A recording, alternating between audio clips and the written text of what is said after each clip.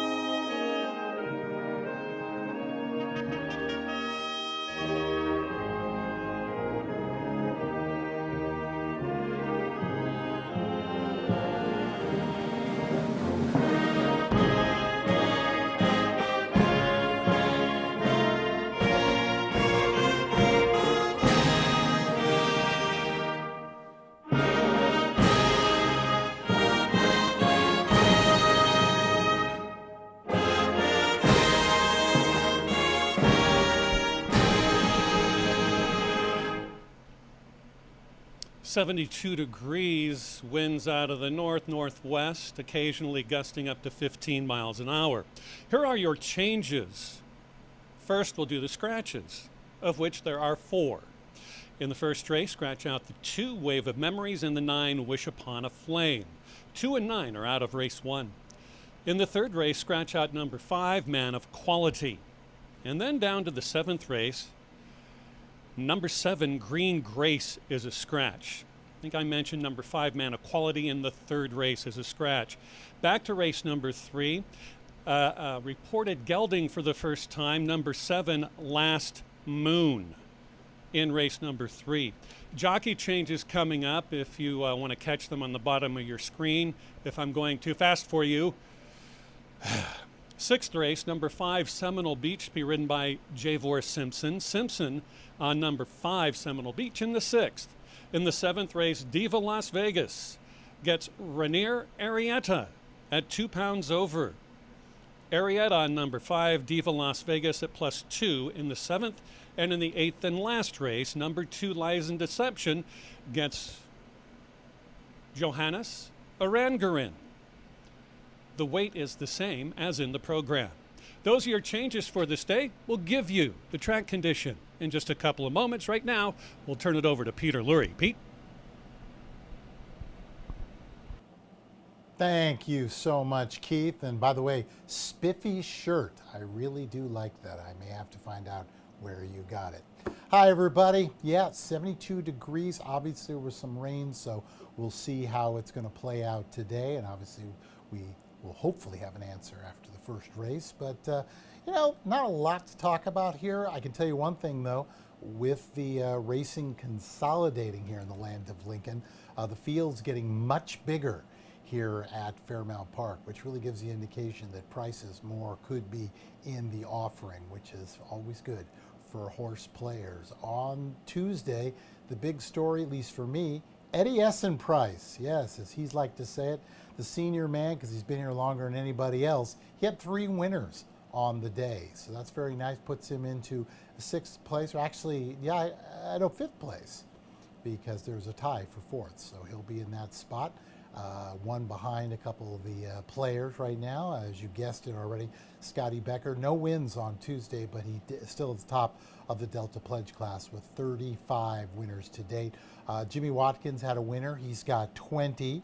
Ralph Martinez was an offer, but he still got 17. And then, of course, Lynch and Manley, both winners on Tuesday's card, each with 15. At the top of the jockey standards, hard to believe Alexander Bendesu did not have a winner on Tuesday, but he is still clear out in front with 40 on top. Ademir Santos is just kind of chipping away at it right now, currently at 29 Johannes Engaren with 24, and Victor Lara with 21. Good to see that the apprentices are a big factor here. And of course, we got a new apprentice, Brody Martinez, who is chock full of mounts today, and also upcoming Tuesday cards. So plenty to talk about. So good racing, some really nice fields. I know on Tuesday the average field size was like 9.5, and I think it's the same today. So that is definitely a good thing for horse players. I'll be back in about 9 minutes, but on behalf of everyone here at Excel Entertainment, we'd like to welcome you to a Saturday and a cool, let's hope it stays that way, Saturday at Fairmount Park. Tote board being worked on right now. Hopefully, it'll be up by the first race. Favorites, well, we're regressing, which is a good thing. 99 of 240 races have been won so far this year by the parimutuel wagering favorite. That's good for just over 41%.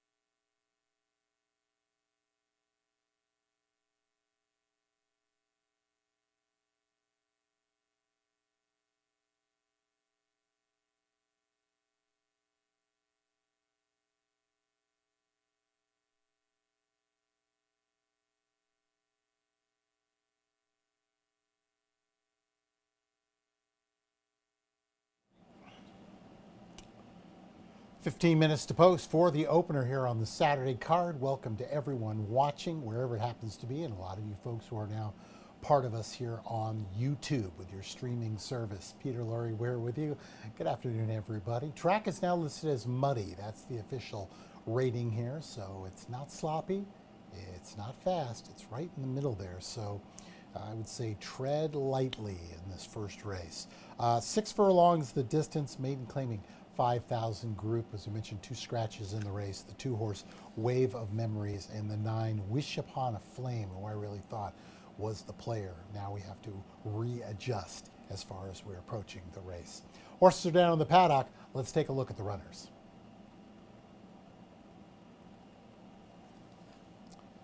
Seven-horse Lolita J at 4 to 5. I was trying to take a stand against them, but of course now with the scratch to the outside horse, I have to go back in. This horse got soundly beat last time out, but that was Hawthorne going 1 mile and 70 yards against a maiden 20 group. I think Elias Lopez is being very, very realistic with this one. They had a decent second in the mud going 5 furlongs back on April 18th. And, well, they just decided, let's come right back here. If somebody wants to take it, they take it. This 3-year-old daughter of Violence, whose grandsire was Medaglia d'Oro, and of course the dam sire Tisnow. So to me, off track is exactly what this horse wants to do. Looks nice and relaxed right now. The horse has got speed, so if they want the lead, I think it's theirs. I don't see anybody else who looks like they really have that kind of speed.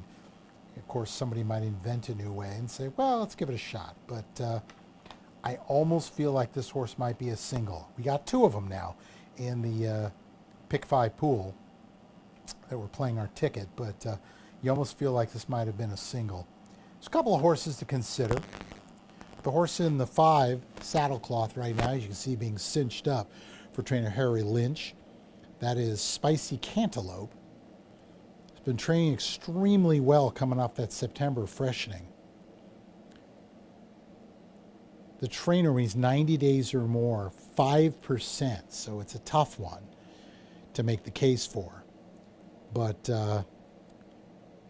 strong last 2 works, 35 and 4 on July 3rd, and then showed up 10 days later, 4 furlongs, 49 best of. So it tells me that even though the earlier races this horse has sat back, maybe they're going to be a little more forwardly placed. Very, very possible in this situation.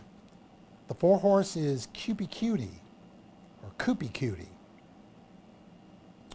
Fernando Bahina sends out. Javier Tavares, business starting to pick up a little bit. Kind of an even 4th last time out back on June 13th. Worked on July 9th, a 4 furlong, 49 and 4. It was okay. It wasn't anything to get crazy about. I love that. Attention, no humans running in this area, only horses. Words to live by. So Spicy Cantaloupe has been working well, getting ready for their return to racing. First-time Lasix user also, now a 3-year-old. Not a huge sample for Harry Lynch, but based on a sample of 17 is yet to get to the winner's circle. Maiden to maiden claiming also small sample of 13, yet to get to the winner's circle. So a lot of question marks here. I am shocked that this horse is getting played. Now, reason why I bring that up is whenever you have a horse that's getting bet, odds on, you look around the field and say, who else is getting played?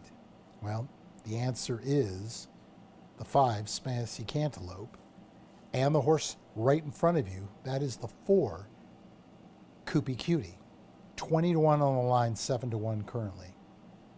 So it's an interesting race to look into. Like I said, I did not play a huge ticket, but I almost singled. And now I decided, we'll leave it the way it is. So we're going to go with the 5 and 7, but like most people, I think Lolita J will be the horse to beat in race number 1. Horse is getting ready to come out on the track. Good luck.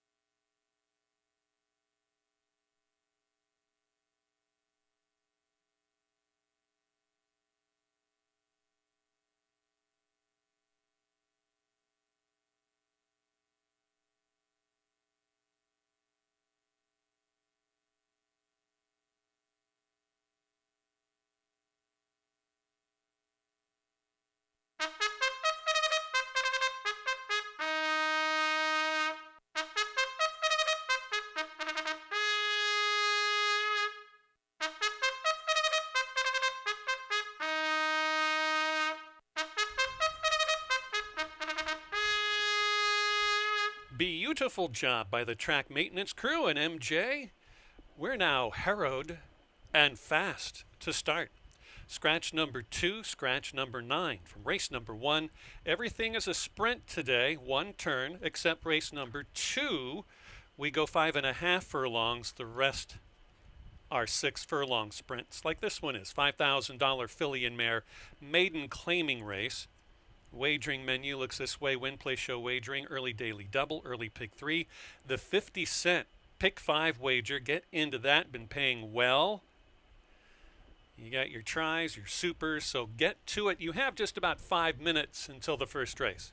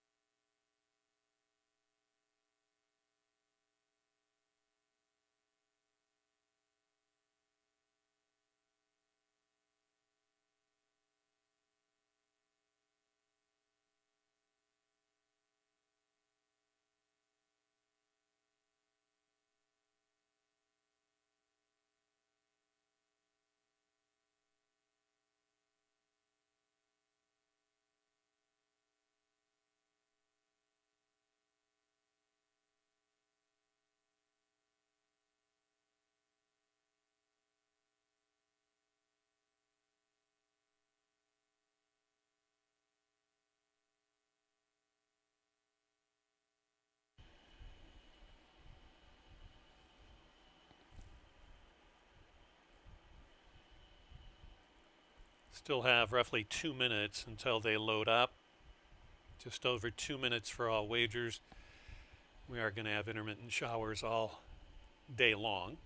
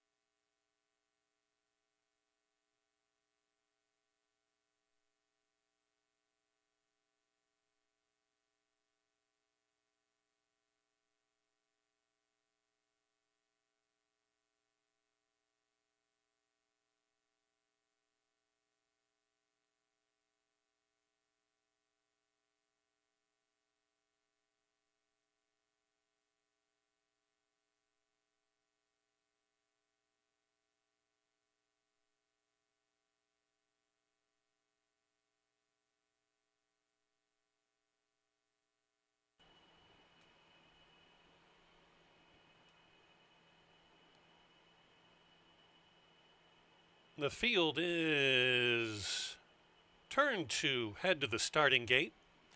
You have roughly 1 minute.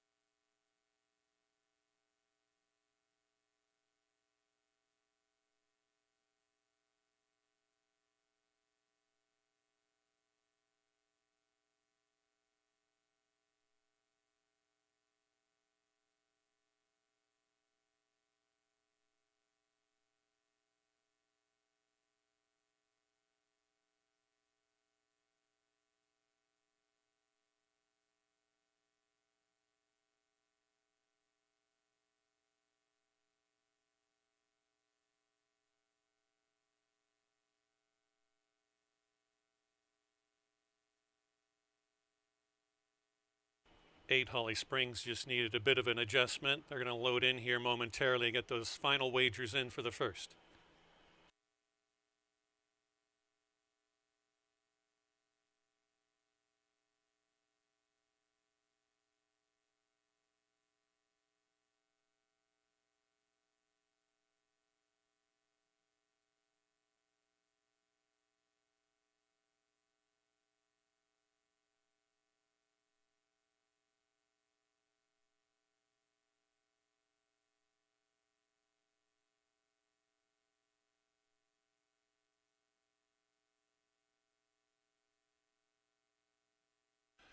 O'Hara at dawn. Spicy Cantaloupe are in. There goes the 6 Lady Artist.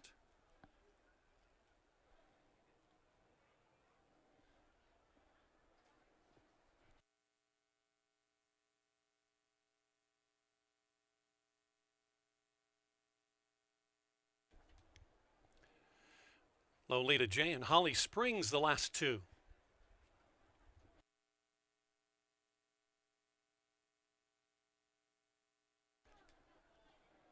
Fillies and Mares in the starting gate.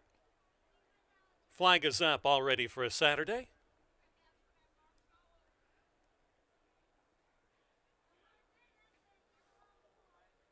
And they're off. Favorite got out perfectly. Rough gated away from the gate was Holly Springs on the far outside. Now 3 of them line up. O'Hara at dawn. Spicy Cantaloupe now takes over from O'Hara at dawn second. Lolita J is about 2 lengths back in third. Fourth along the fence is Lady Artist, who's about to be passed underneath by the oncoming Atraxa. And the last 2 down the backstretch are Cupie Cutie and Holly Springs. Not much pace on for the opener or over the fast going, but it's Spicy Cantaloupe on the board at 7-2, who's out to a length and a half from Lolita J. Your odds board leader at this juncture, who's under a drive already past the 550-yard pole. O'Hara at dawn looks very positive along the fence in a joint runner-up spot. Next comes Atraxa. Any kind has to make up 6 or 7 lengths. Making a move down the center of the course are Lady Artist and Cupie Cutie and Holly Springs, yet to be heard of.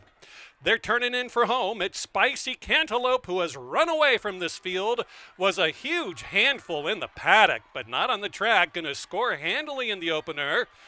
A hand ride. Nicely done. Spicy Cantaloupe by 4. Lolita J, O'Hara at dawn, and Atraxa.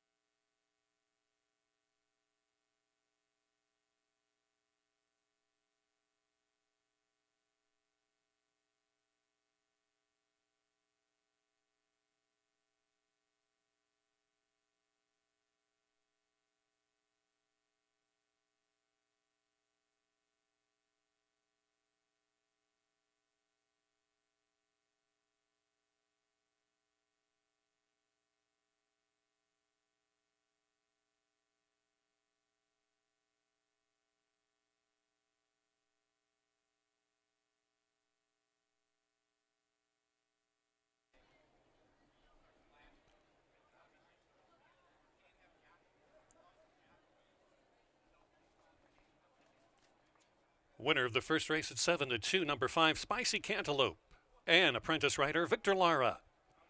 Owned by Lynch's Racing LLC, conditioned by Harry Lynch, 3-year-old daughter of Rock Your World. Out of the Ghost Zapper mare, Cantaloupe Island, bred in Kentucky by BHMFR LLC.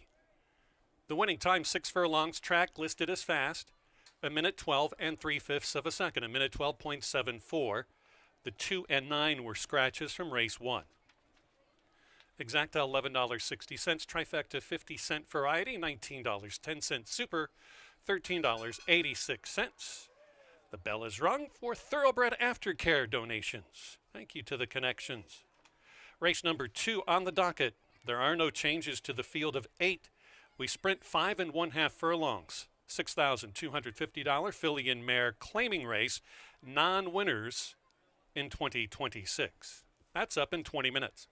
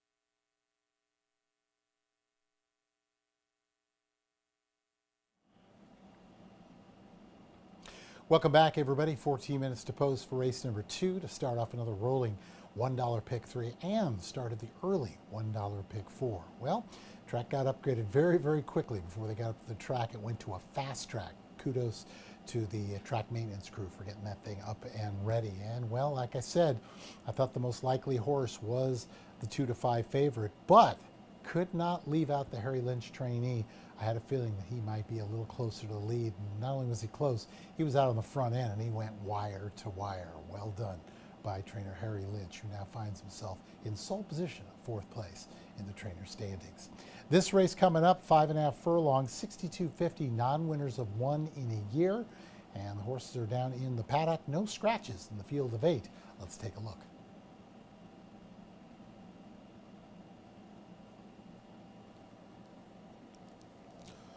Horse in front of you is how I'm looking at it, and that is the 2 co-favorite right now, Galib's City, for Scotty Becker and his longtime partner, Mr. Charles Ritter. They did not breed this one. This is a Galib, though, so it would be easy if you thought they had. 7-year-old mare who is 3 for 4 at the distance. Now, she does not possess the top Brisnet Speed Index. That goes to the 1 horse, but we'll get to that in just a moment. Alexander Bendesu, I mentioned, no winners on Saturday, actually on Tuesday, and no winners on Saturday. So looking for a winner today, and I think this might be one of many. Horse has not raced since May 30th. Has been working.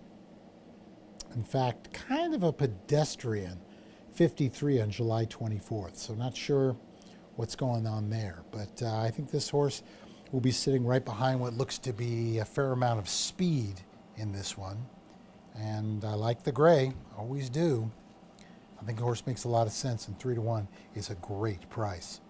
Go to the rail trip, and that is the 1, Lily's Woofy, for trainer Ralph Martinez. This 8-year-old Dominus mare is a 4 for 11 at the distance with 3 seconds, possessing what I believe is the top Brisnet Speed Index number, and it is in fact. If you do believe in those, and I do, I subscribe to the Brisnet way of looking things, this horse makes a tremendous amount of sense. They're getting bet down too. 5-1 on the line, 2-1 currently. I have a feeling this is going to be changing back and forth. And of course, Ralph right now is currently cinching this one up. Was an easy winner last time out. Arang Arangaran decides, or I would say opts, to rides one for Eduardo Rodriguez, but Brody Martinez gets the call. Brody is loaded for Bear today and on Tuesday. Already got those picks in. This horse was avoided claim last time out for 4,000. So it'll be interesting to see. Gets the win as the betting favorite. It's got speed and draws the rail trip. The only problem in this race is I'm counting 1, 2, 3, 4, 5 potential front runners. And that can always be different and difficult. 4 horse is Smooth Claret, or Claret. We'll see how they call it. Joel Martinez, conditioner, 4-year-old daughter of Vino Rosso. His pop, of course, was Curlin. You would have thought distance is what they want to do. But they're 2 for 3. The distance of 5.5 furlongs. The numbers are not great, but it's definitely a player. 1, 2 of the last 3 efforts. But this is another in a long listed group. You're going to see a lot of them over the next couple of weeks coming in from Hawthorne. So you got to just see how they're going to adapt. Not every horse adapts to every surface. But we'll see. This will be a great indication for this one. Joel Martinez, 11% with limited starters on the year. This will be the first one he is sending out here at Fairmount Park. Rounding out the top 4 for yours truly, Sharp Attack. Another one's got some speed. Coming in from Hawthorne, Hugo Rodriguez, also won 2 of the last 3 in June and July. A 1 for 4 at the distance with 3/3. The numbers give the indication that this is probably a horse for the exotics. Problem is, again, there's just so much speed in this race. I'm really going to be interested to see who decides they're going to hang back, and who's deciding, look, I'm just going. Because it's funny, a lot of times you'll hear trainers, not even trainers, they'll say something. They'll talk to other people and say in the barn, and they'll say, well, what are you going to do? He goes, oh, we're going regardless. Jockeys do the same thing. Now, whether or not they're playing poker, they will tell their competition, well, I don't know about you, but I'm going to the lead. And if it becomes a contest of you know what, that could set up for somebody off the pace. 2-1-4-3 is how I see it. We're going to put Galib's City on top. 1, 2, and 4 in our pick 5 ticket. We'll see how this thing plays itself out. Horses coming out on the track. Good luck.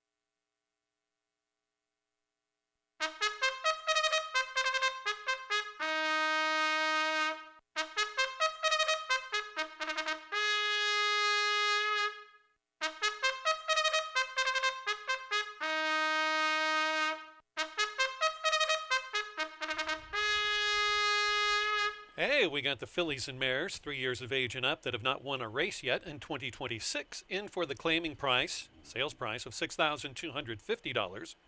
The distance 5 1/2 furlongs. No changes to race number 2. Post time, kids. It's up in 6 minutes.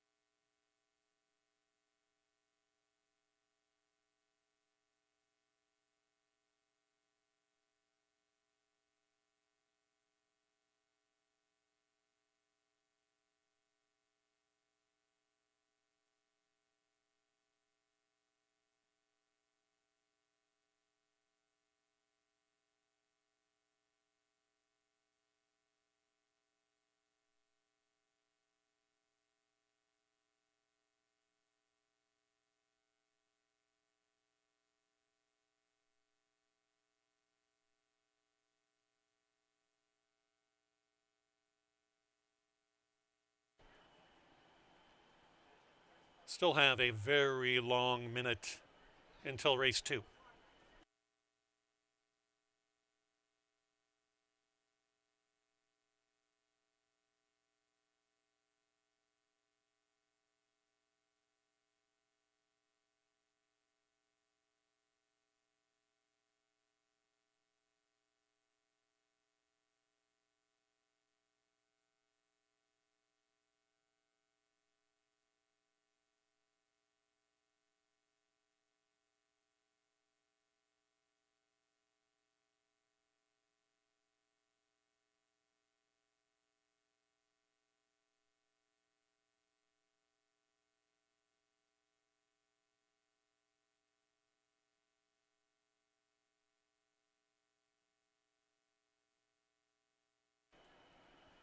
Fillies and mares are taking a stroll to the starting gate. You still have at least 1 minute for all bets in race 2.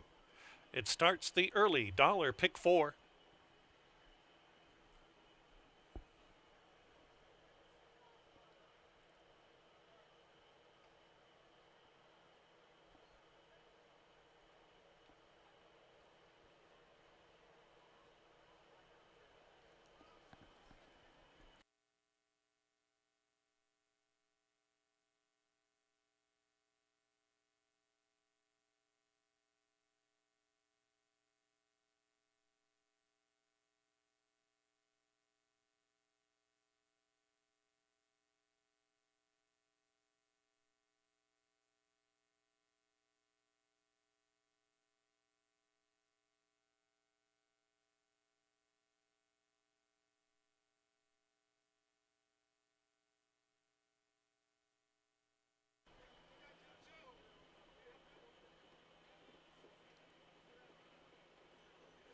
Lily's Woofy number 1, been a handful in the post parade, will be more than likely last to arrive.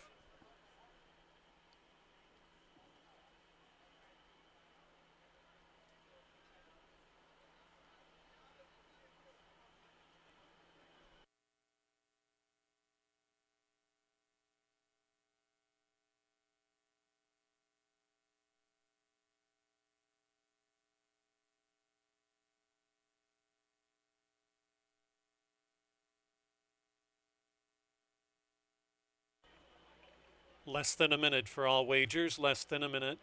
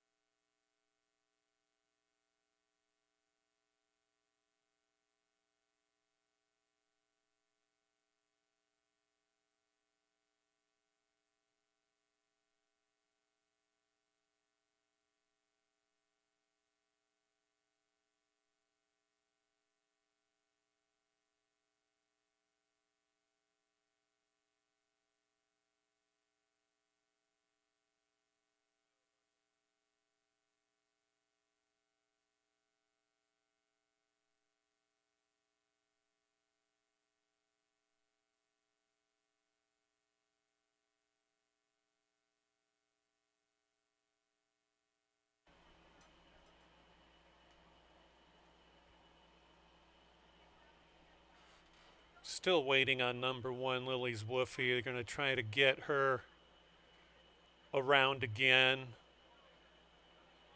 And the outrider's going to haze her to the starting gate and see if she doesn't just post up and stop again.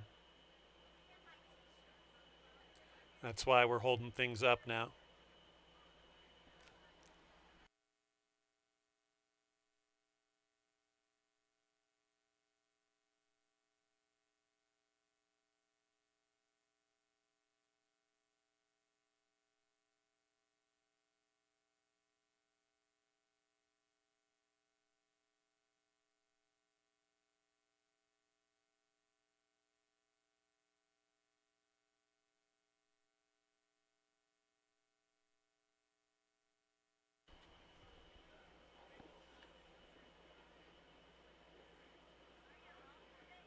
And there she goes. At least she's reached the starting gate.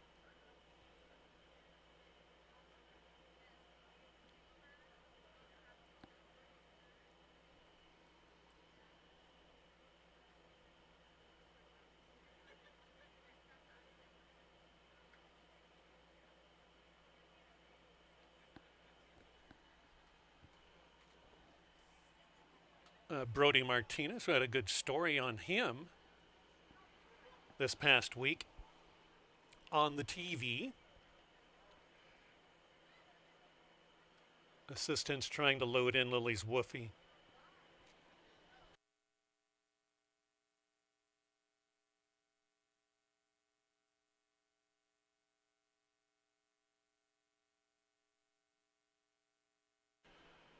As the light rain starts up, the one is in. Here comes Goodbye Indy, number 6. Golub City, Sharp Attack already in. Bethy.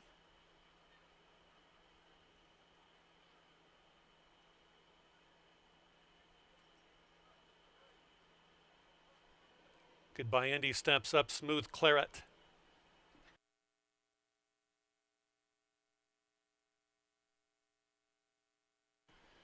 Last in will be Visionista.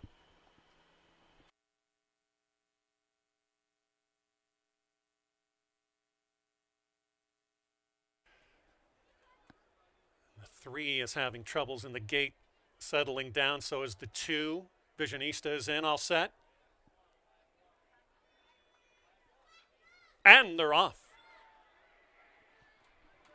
Good start on the outside for Visionista. Golub City is up amongst. There goes Smooth Claret coming down from the HAW and taking over the front. Smooth Claret from Golub City second, and Bethy is up close in third. On the outside fourth, Visionista. Nearest us in fifth is Lily's Woofy.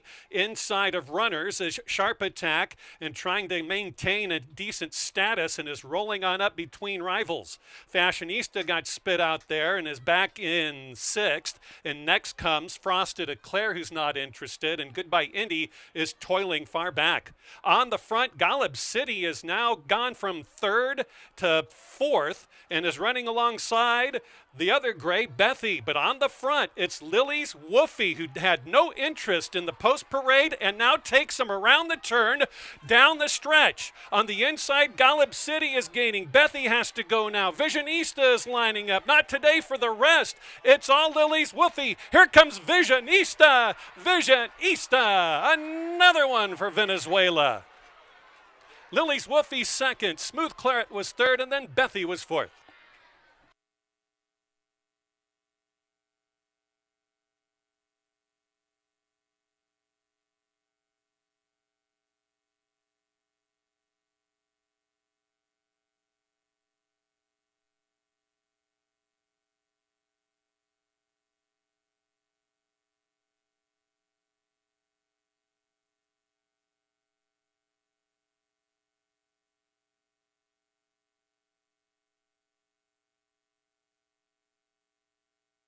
Unofficially 8-1, 4 and 5 in race 2. 8-1, 4 and 5. 17-1.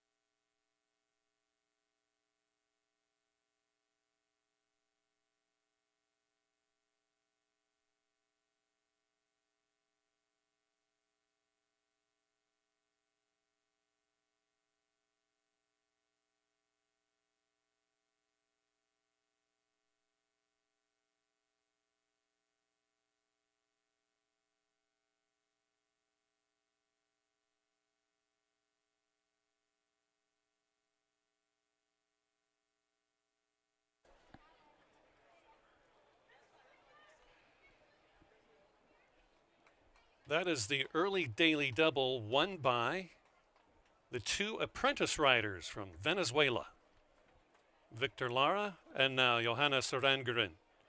Visionista is owned by Ismail Thoroughbreds LLC, trained by Eduardo Rodriguez. 6-year-old daughter of Court Vision out of the Data Link mare, Miss Pitty. How about Miss Pitty Pat? Bred in Louisiana by Charles Lynn Hicks. 17-1 got it done. 8-1, 4 and 5. The running time, 5.5 furlongs a minute, 6 1/5 of a second, 106.36. All 8 ran in today's second race. Now official with the second.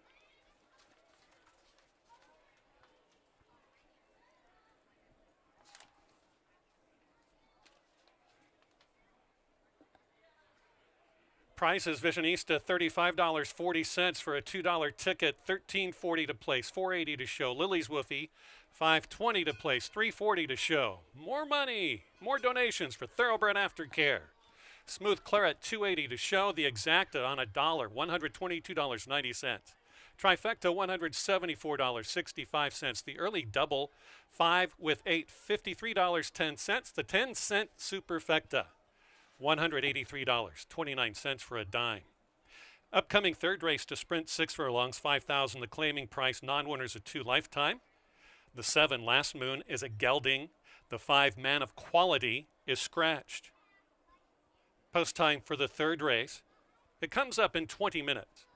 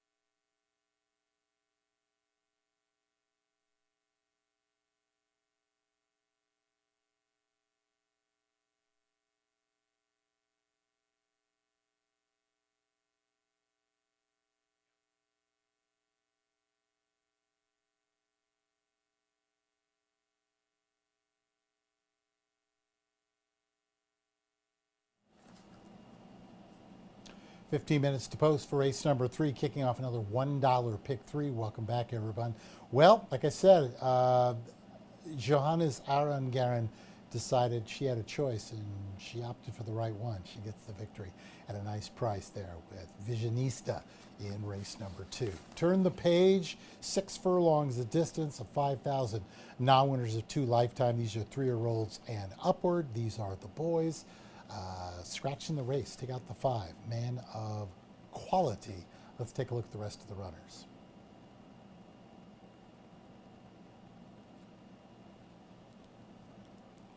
Field of 6, the horse on the outside there is the 6 horse. 3-1 top selection for yours truly, and that's Hunt's Promise. Harry Lynch looking for another winner on today's card. This 3-year-old Midnight Storm was a 14-length victory against maiden 5 groups, but I think that Harry's being extremely realistic with this one, brings it right up to a 5,000 non-winners at 2. I'm usually not a fan of taking horses first time versus winners, but when they're spotted properly like this, why can't they win again? It's an interesting race to look at. Speed numbers wise is the top selection, so I will not be surprised if he's able to get the win again, but not sure how this track is going to be playing. So far we've seen some speed. We've seen a horse come from way out of it. I guess fair is probably the best way to put it. And really, from a horse playing standpoint, that's all you can hope for. As far as the others are concerned, the 2 Tower Grove Park is an interesting horse for Scott Becker. Becker hitting at 24% here at the current meet. Horse does have a win at the distance. Looks like nice and attentive right now. You can see those ears kind of going back and forth like radar. Becker takes up pretty easy. Again, it's just kind of the race, man. I mean, this horse dropped back, made a move into the second spot, but it's kind of an optical illusion because this horse was never better than 7 lengths close the whole way around. Yes, they were the runner-up, but they could easily have been 7th in a group like this, field of 11. But in a race like this, it could be their opportunity to make the most of the race. Alexander Bendesu looking for his first winner of the afternoon, and actually his first winner in a couple of days. So it's been a little bit of a cold streak, but he will definitely pick things up. Move our attention over. The 5 obviously is a scratch, so we go to the 3. Tigersaurus Rex, who's got some speed. The barn hitting at about 14%. This is an 0 for 7 at the distance with 3/3 to speak of. The speed numbers don't necessarily give this horse a big look. Used to be in the Jody Pruitt barn early in this year over at Will Rogers Downs. Since coming here, has gotten some checks. Last time out was by far the best one. Again, optical illusion going 5 furlongs. They were involved early, pressed early, looked like they were starting to drop back, and then they came back on. And I have a feeling that was probably more of a case of the other horses were just dead tired. Looking at this one right now, just kind of getting the once over from the track crew. As you can see, the groom is there getting ready to tack up when they get the okay. Ears going back and forth. Horse looks nice and relaxed. Again, it's one of those days where it's going to be raining off and on throughout the afternoon. Track still listed as fast. Cool temperatures. Boy, did they need that. It's been extremely hot and humid there. So we'll see how it plays itself out. Speed-wise, you know, Tigersaurus Rex could find themselves on the lead, but I could say the same for Regained Power. I could say the same for Hunt's Promise. I could say the same for Last Moon. So this might even be a race that's almost begging for somebody off the pace like Tower Grove Park.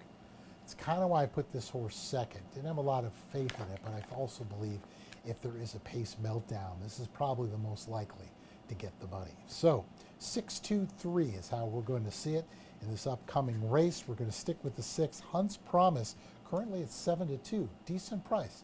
Let's hope it plays out. Good luck. In race number 2, the previous race, the 4-horse Smooth Claret, who finished third, was claimed for $6,250 by new owner trainer Armando Hernandez.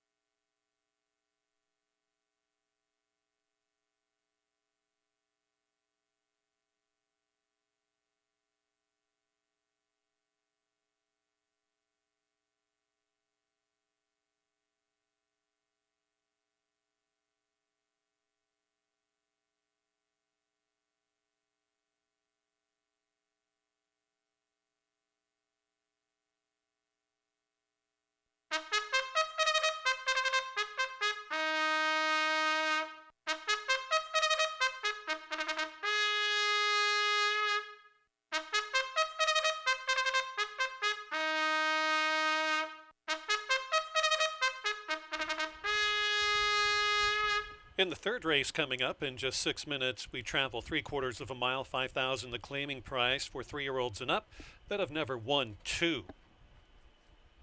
Scratch the 5, Man of Quality. Number 7, Last Moon, is a gelding. wagering menu, you have superfectas, trifectas, exactas, dollar rolling pick threes, dollar daily doubles, win place show wagering. Good luck.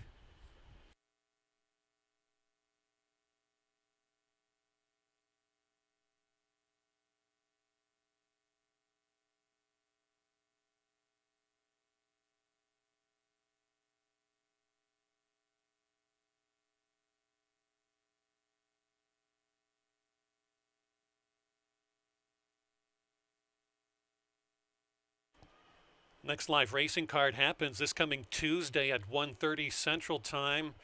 Hope you can join us. 80 horses entered for 8 races. Also, we have race number 3 in the 2026 Iron Horse Distance Series. We started at a mile and a 16th back June 23rd, then July 14th, 3 weeks after, a mile and an eighth.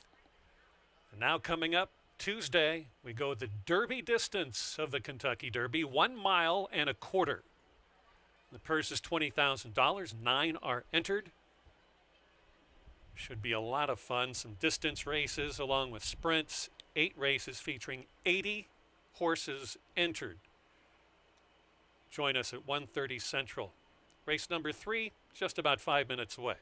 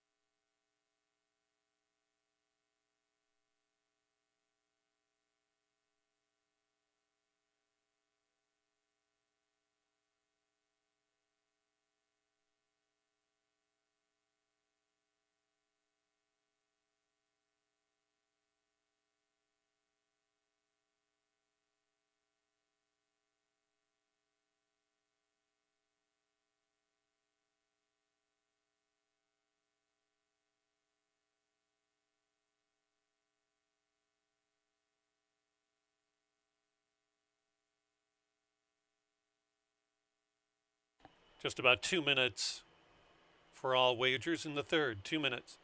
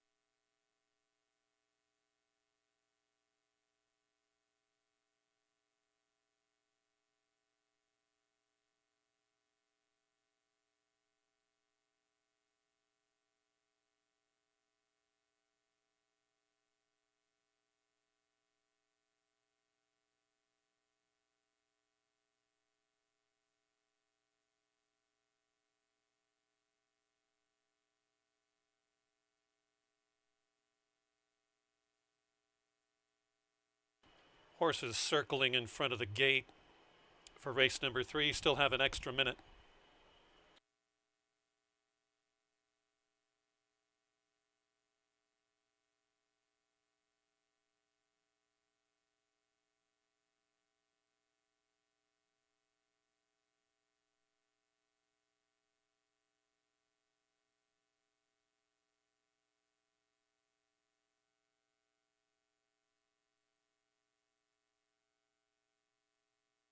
Approaching the starting gate.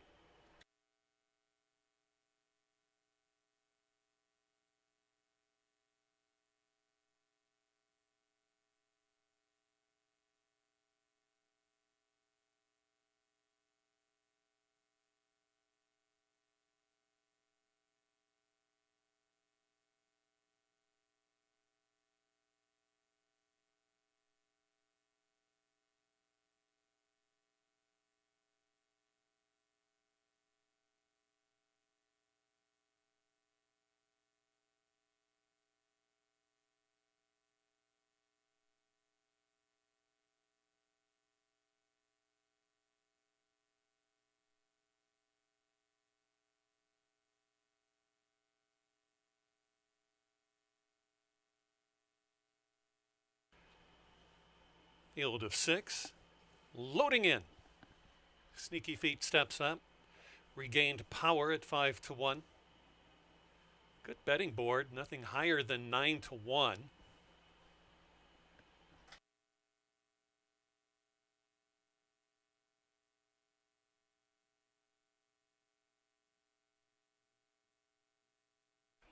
Moving up, Tigersaurus Rex. Hunt's Promise. Last Moon. They're in the gate.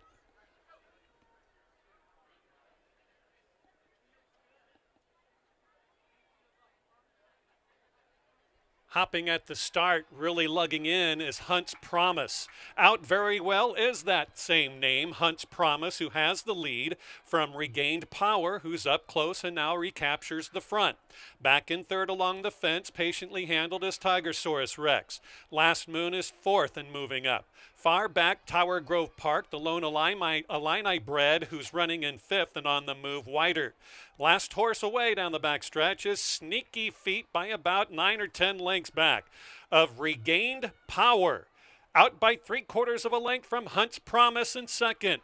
Third and fourth dueling each other. Tigersaurus Rex on top of Last Moon fourth. Long strides of Tower Grove Park, who's gobbling up ground. On the front, it's Hunt's Promise, out by a length. On the fence is Regained Power. Trying to muster a challenge 3 wide is Tigersaurus Rex, and down the center comes Tower Grove Park.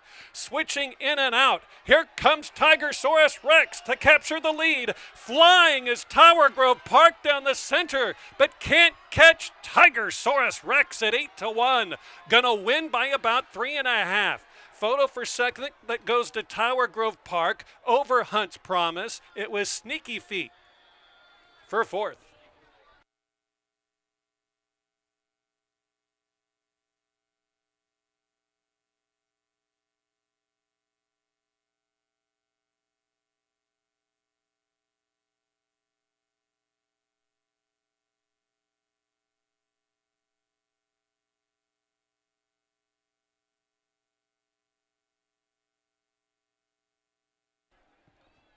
Eight to 1 over 5-2 over even money.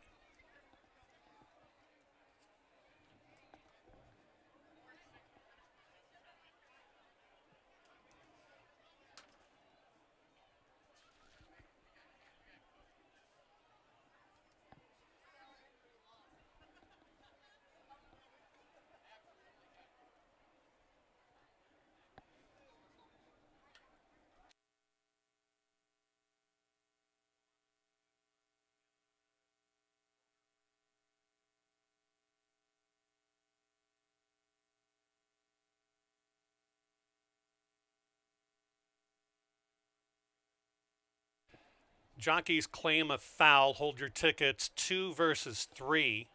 Alex Bendezu versus Adamar Santos. 2 versus 3 as they turned into the stretch. 2 versus 3. Riders claim a foul.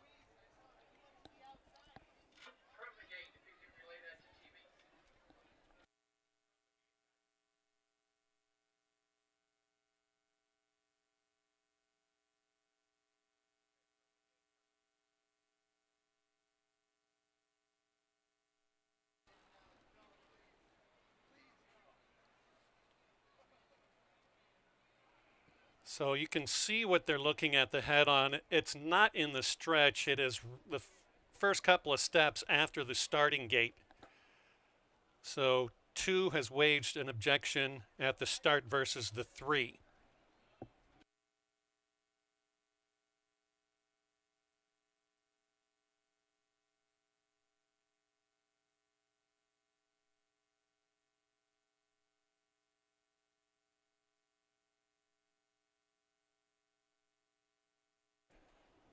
In the winner's circle there for Jody and Mike Durham is number 3 Tigersaurus Rex and jockey Adamar Santos. Unofficial winner of race number 3, 5-year-old gelded son of Mr. Lucky Cat out of the Burbank mare, Rosetta Rock, bred in Oklahoma by Roger Dale Neff. Riders claim a foul at the start, 2 versus 3.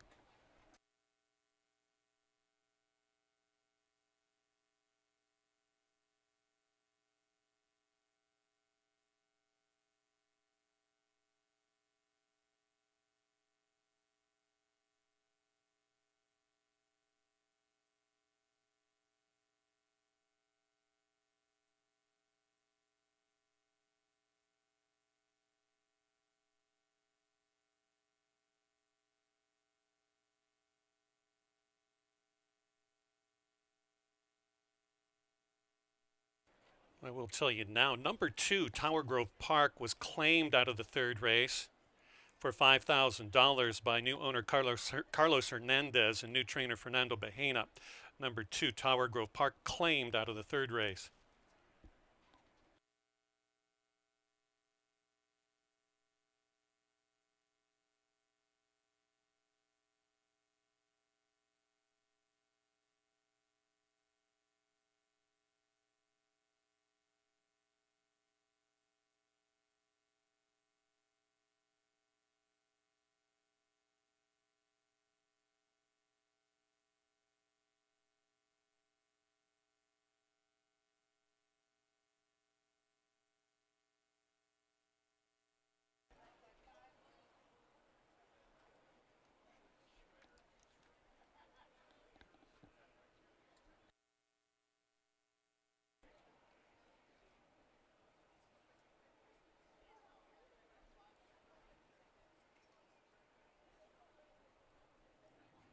Still under rider's objection.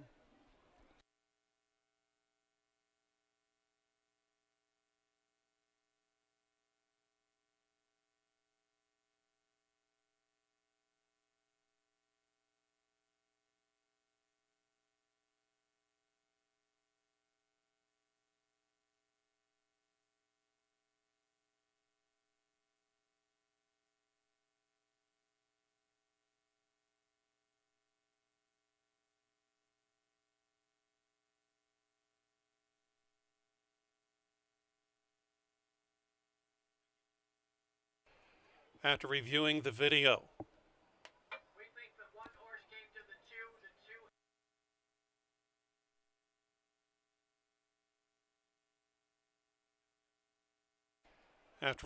there will be no change to the running order of race number 3.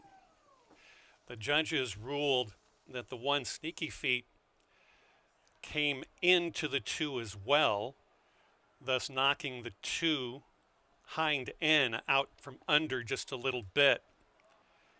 So the 3 will remain the winner. The 2 will remain in second. 6, Hunt's Promise third, and then the 1 Sneaky Feet in fourth. 3, 2, 6, 1.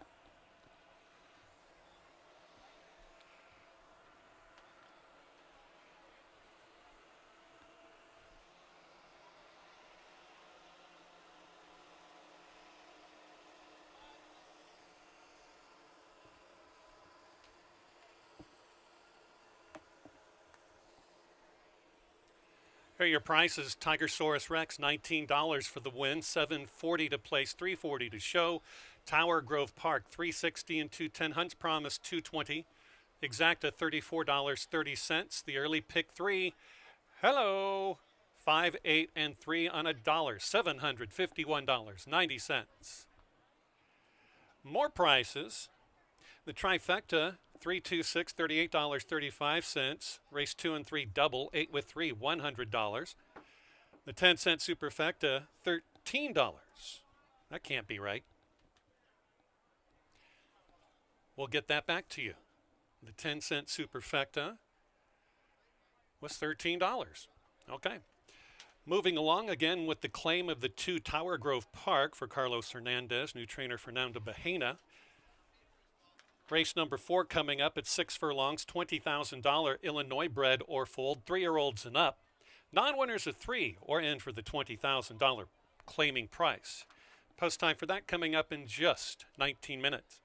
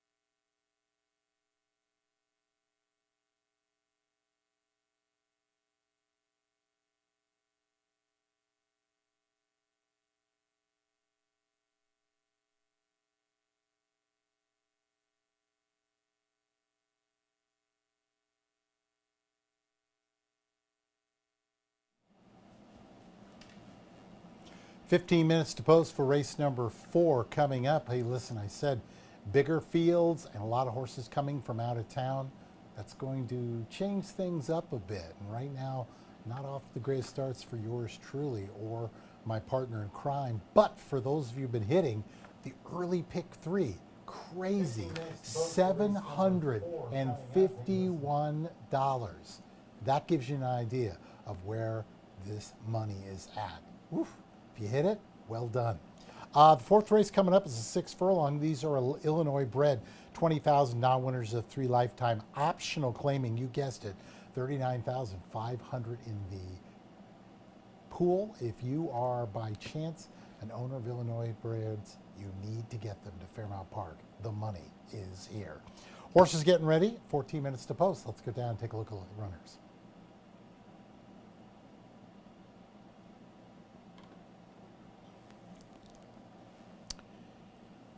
In our quest to get our first winner of the day, second does not count, let's look at the 3 horse.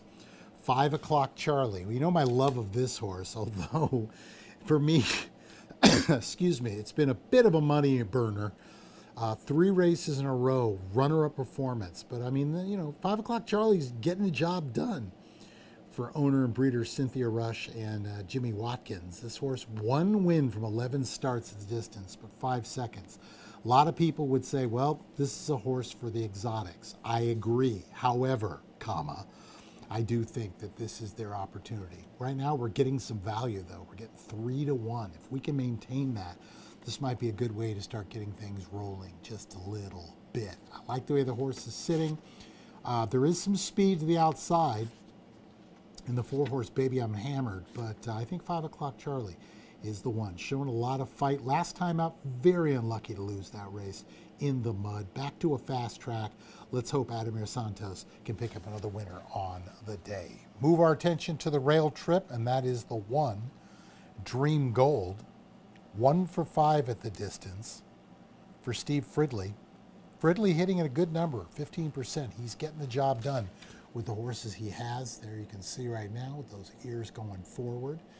This is a horse that would probably do best if there's a pace hookup, and there very well could be. Corey Orm gets the call. Orm was a winner aboard this horse last time out in the slot back on June 27th, and a very tough beat second on a fast track on June 6th. So this horse makes a lot of sense. And if you are playing the pick 3, I think you must use both of them if you've got a shot at the title. Move our attention to the outside horse, and that would be the 8, Waylon Richard. Hugo Rodriguez sending this one out. Alexander Bendesu still looking for his first winner of the day. This horse came from the clouds last time out and was 4th best on the wire, but was beaten a half a length for everything. A lot of horses in the race. 5 o'clock Charlie, of course, was the runner-up to both of those races because it's a non-winners of 3 lifetimes. So once you hit that, you're out. So one would think that this horse, if the pace is right, has shown to really be able to pick his feet up. This 4-year-old son of Cupid. 0 for 3, though, at the distance, has yet to hit the board. 8 horse, looks good. Nice and relaxed. Move our attention over to the 2 horse Stance. John Wainwright sends this one out. Taking a look, looks really just kind of relaxed, not doing much. John's waiting for his rider, as you can see, with the baseball cap on. Julio Felix, the veteran rider, looking for his 13th winner of the meet. He was aboard this horse for the win 2 back on that aforementioned June 6th race. So basically the same customers are doing battle this afternoon. Sharon Morgan, the owner. The Dr. Terry Morgan, the breeder of this Illinois-bred 5-year-old son of Temple City, out of a Bandini mare by Leah. 2 for 16 at the distance. 10 of the 16 have hit the board. Speed index numbers check out.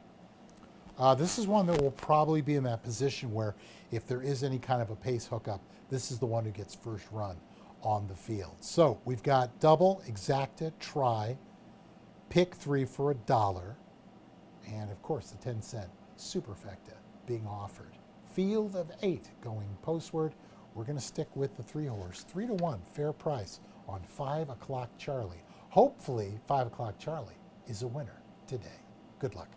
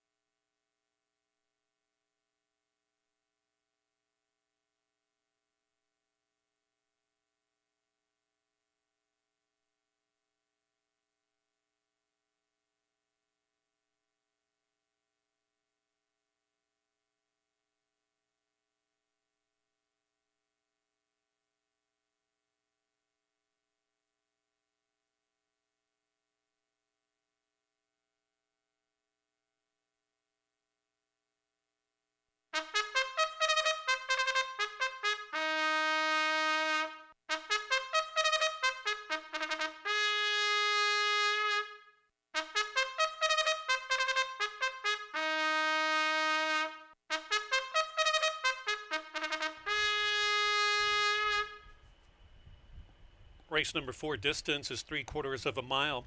It's for Illinois bred or full thoroughbred athletes, he said. 3-year-olds and up that have never won 3 races or in for the claiming price of $20,000. No changes to the program in the 4th race.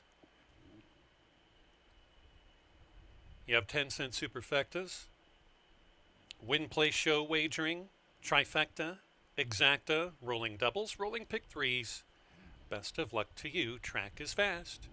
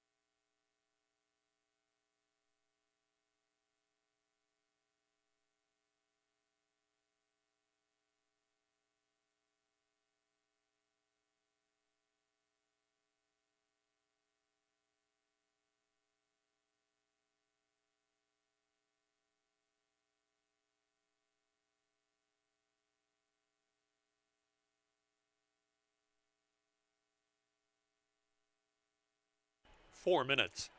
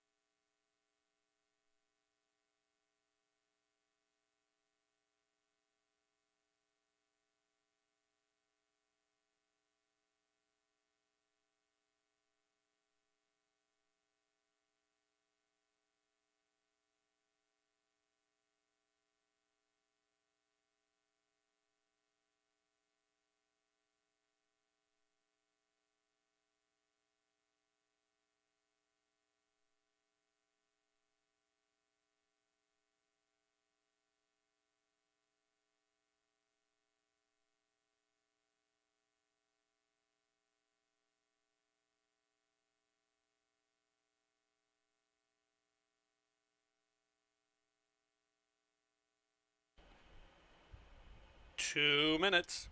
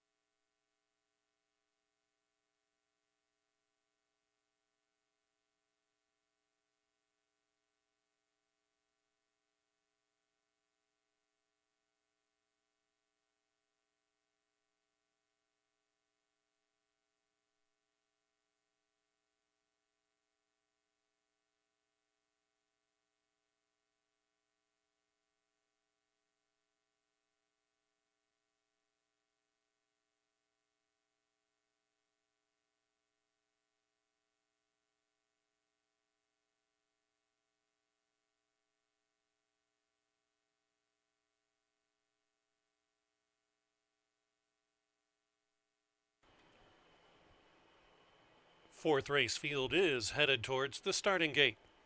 Less than a minute.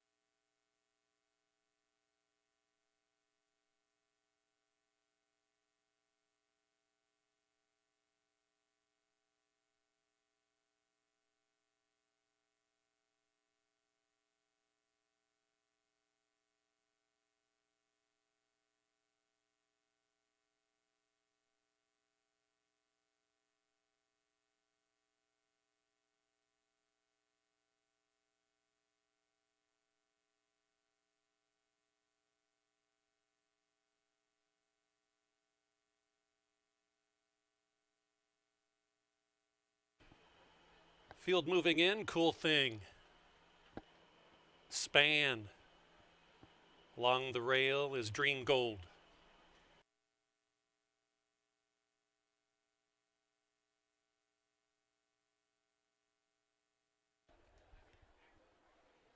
Stance.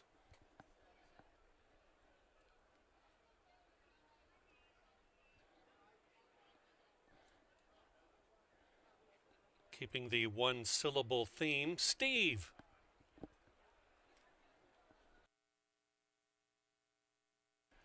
Two left. Baby, I'm Hammered, and Waylon Richard.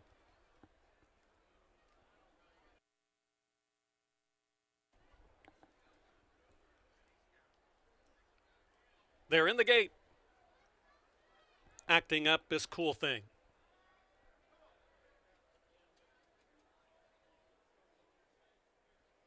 And they're off. Quick start for 5 o'clock. Charlie got them off the beat. It is 5 o'clock Charlie by a length and a half. From Steve. On the inside is Baby I'm Hammered, going to make an early race of it with 5 o'clock Charlie, these two out together.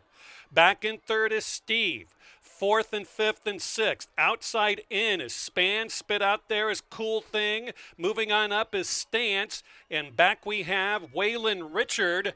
And not today for Dream Gold, who must be 15 lengths tardy, recapturing the front.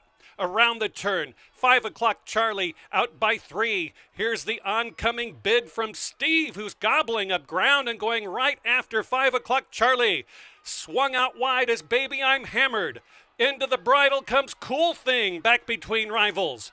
Out of last, here comes Dream Gold and Corey Orr making a bid, 6 wide. They're into the stretch. 5 o'clock Charlie clinging and looks good. 5 o'clock Charlie is gone. 5 o'clock Charlie gonna win it pretty much gate to wire at 2-1. Good second for Dream Gold. Steve was third, and then Cool Thing was fourth.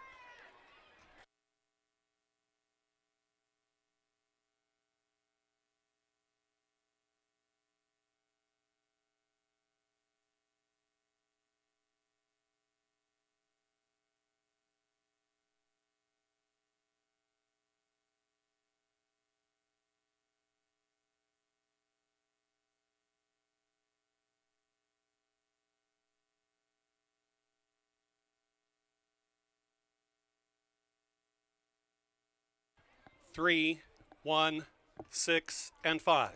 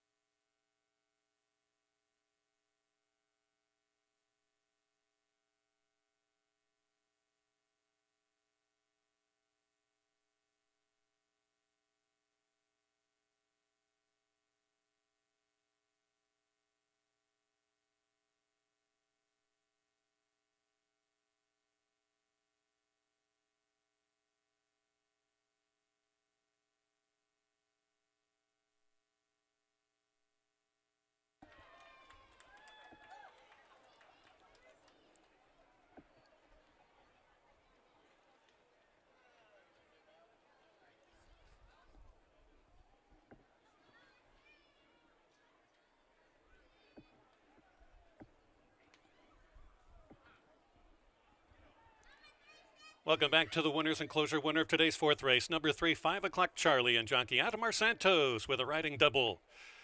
Owned by Offspring Farm, Cynthia Rush and Scott Raymond. Jimmy Watkins, the victorious trainer. I think he has a hand in ownership as well. 5 o'clock Charlie is a 5-year-old chestnut gelded son of Cinco Charlie. Out of the Brahms mare, ZZ Pop, also trained by Jimmy Watkins. The winning time, just under a minute 12, 1:11.99 seconds. Pick 3 for races 2, 3, and 4, $662.90. Exacta for race 4, 3 with 1, $29.20. The trifecta, $160.75. Race 3 and 4, double, $40 and change.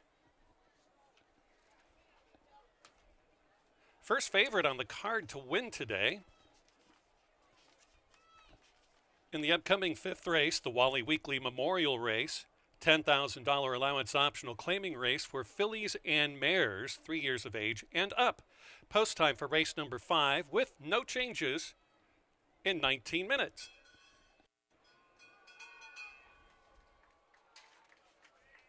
Bell ringing by Cynthia Rush. More money for Thoroughbred Aftercare. 5th race coming up.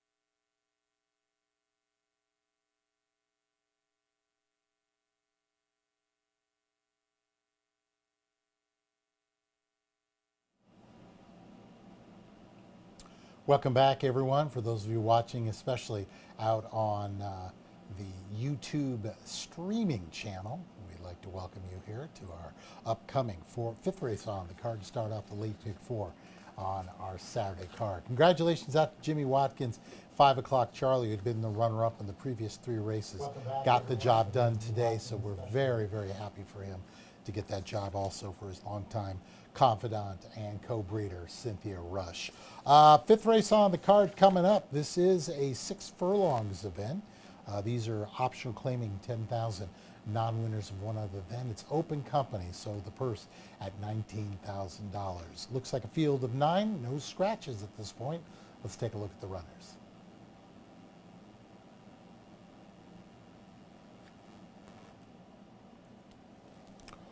Horse in front of you, it's the one I think you got to beat, and right now we're getting a great price at 9-2.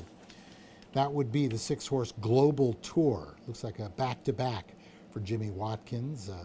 Johannes Arengaren aboard for the Pole family. This is a 4-year-old daughter of Maximum Security, who was a very unlucky second last time out. He claimed this horse over at Horseshoe back in 2025 for $15,000. Stepped up in the allowance company here and was at 10-1. Very unlucky to lose that race. Comes into a good spot, I believe.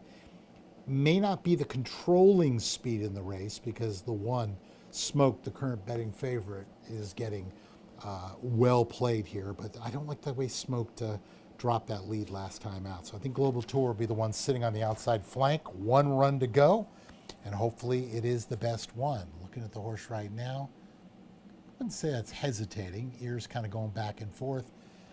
Looking very, very confident. Like to see that. Very aware of who is around them. 2-horse Stagflation. 10-1 on the line. 14-1.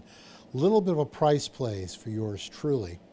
I thought this was an interesting horse. 2 for 10 at the distance in the winner's circle. 4 for 10 hitting the board. As far as the Brisnet Speed Index numbers, one of the top in the field for Ralph Martinez. This horse was a winner 2 back and non-winners of 4. Obviously, this is a step up in class. Angel Stanley's been riding extremely well this meet. And I think this Adina Springs bred 6-year-old daughter of Shaman Ghost, you guessed it, the grandsire Ghost Zapper, looks to be in a good spot. I mean, there is potentially enough speed that sets up for a first run for Stagflation. The last report at work was prior to the July 11th race, so it's nothing to worry about. We won't even bring it up. But I think it's a horse that, you know, if you don't like on top, you should definitely looking at for the exotics. Now, 1 of 3 I'm using in the first leg here. The one, for obvious reasons, Smoked at 7-2, an overlay right now for Larry Ravelli. Horse really has one way to go. Get out on the lead and hopefully they survive. 4 of 5 hitting the board at the distance with a win, 2 seconds and a third. I think the horse does make sense. I just did not like that last race. Now, it could very well have just been this horse wants nothing to do with sloppy track. That very easily could have been the reason. But when I see a horse lose that kind of yardage down the stretch, it's always a little bit of concern. Did I include in the pick 4? Absolutely I did. Did I put this horse on top? I did not. Rounding out the top 4 is the 5, Race Day Attire. Another one on a price. 7-1, getting some interest here for Ruben Cruz. Was a winner 2 back over at Hawthorne, another of the groups of Hawthorne horses coming over to race. Horse does have experience here at Fairmount Park, 3 tries and a second to speak of. As far as the distance is concerned, this horse is a 6 furlong specialist. 28 starts, 5 winners, 4 seconds, 5 thirds. Possesses one of the top Brisnet Speed Index numbers of the group. So I can understand why they're getting played. That's a horse that's very, very interested in something. Those ears up front looking out there. See, I love to see that once a horse has been tacked up. I love when the ears go forward and they're just looking around and they're very interested Now starting to relax again. But yeah, I love seeing that. That just gives you that indication this horse is ready to run. Gets the call. Javier Tavares, I've mentioned before, is making the most of the opportunities he gets so far at the meet. And I think this horse is ready for a big performance. 9 minutes to post. Start of the $1 pick 4. I see it 6-2-1-5. We're going to use the 1-2 in 6 in this race, but Global Tour 9-2. Hopefully we can keep that.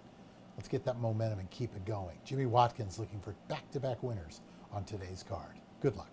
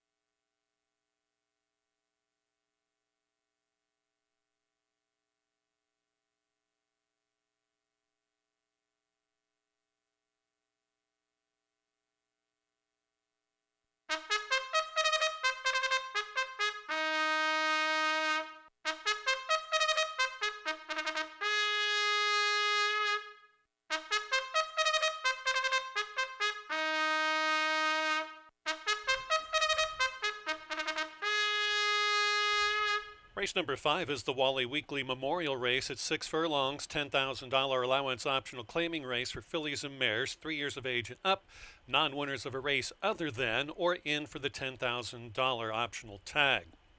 No changes to race number 5. Here's your post parade. Number 1 is Smoked, running for Patricia's Hope LLC and Down the Stretch Racing Stable Incorporated. Larry Ravelli at the helm, riding is Julio Felix. The 2 is Stagflation, owned by James Farr, trained by Ralph Martinez with Angel Stanley horseback. 3 for Ralph Martinez and Paulie Martin is Looks Lucky to Me, ridden by apprentice Brody Martinez, trained by Ralph as well.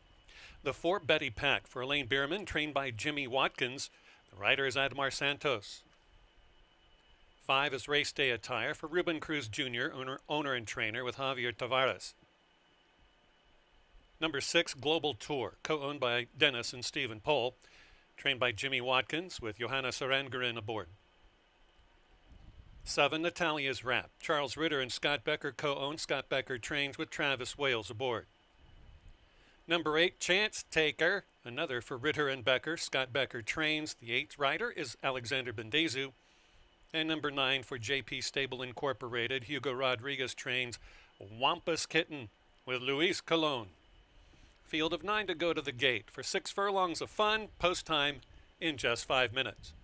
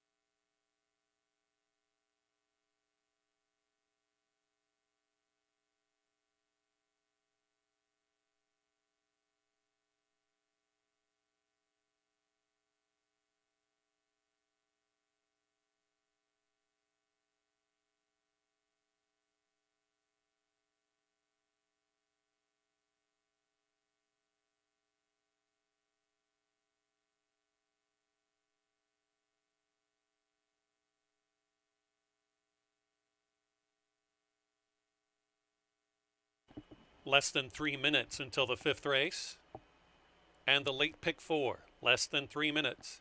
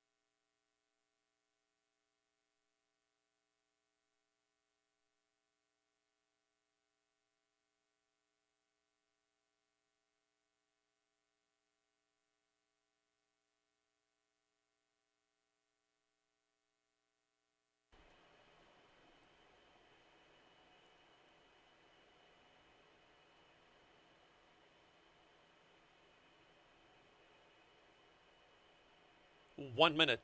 Field of 9 is approaching the starting gate.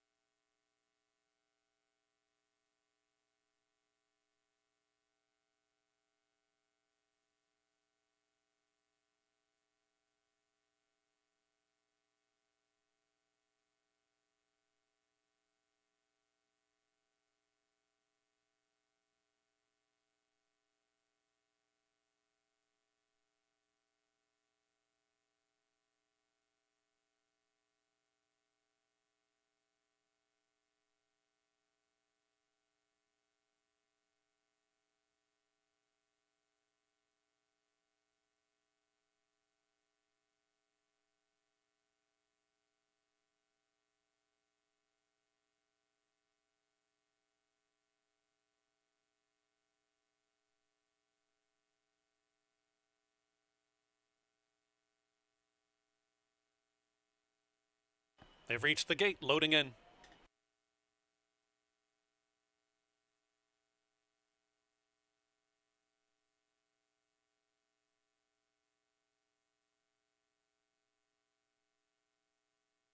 Smoked.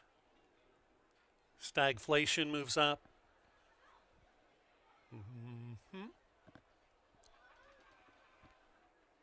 Looks lucky to me. In the center, both Race Day Attire and Global Tour are up. Loading in quickly. Final wagers.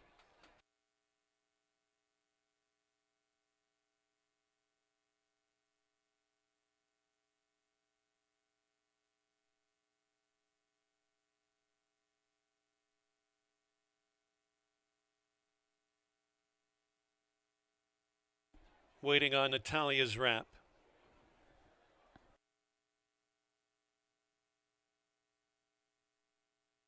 She moves in.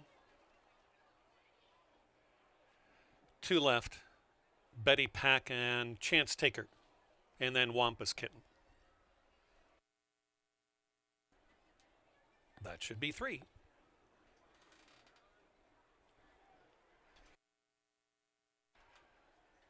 Going to be a nice day coming up on Tuesday. We average 10 horses per race, 8 races starting at 1:30. Hope you can join us then. The late pick four for $1 coming up in just 30 seconds.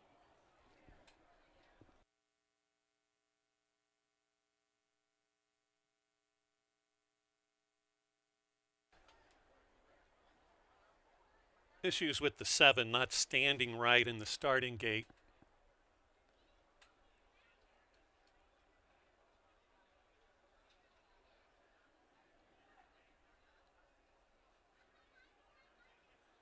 Their assistant's got her.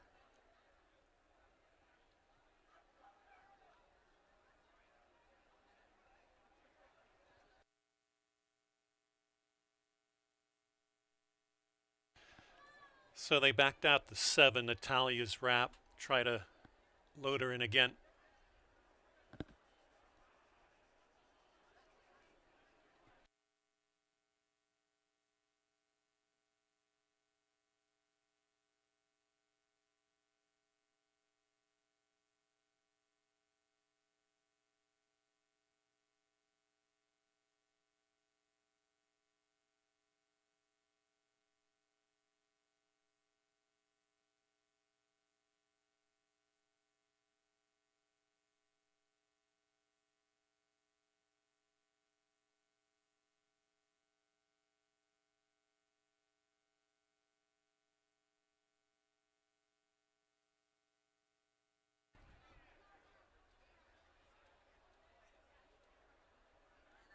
Yeah, she's in a bit of bother behind the gate.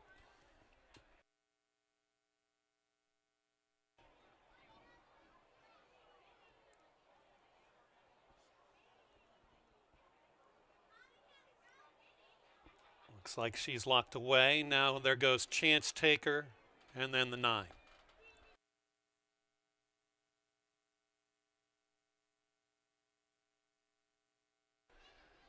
The others standing very well.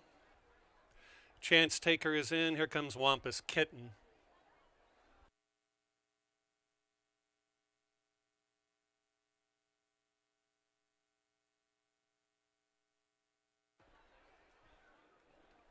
Fillies and mares are in the gate. Flag is up. 7 acting up again.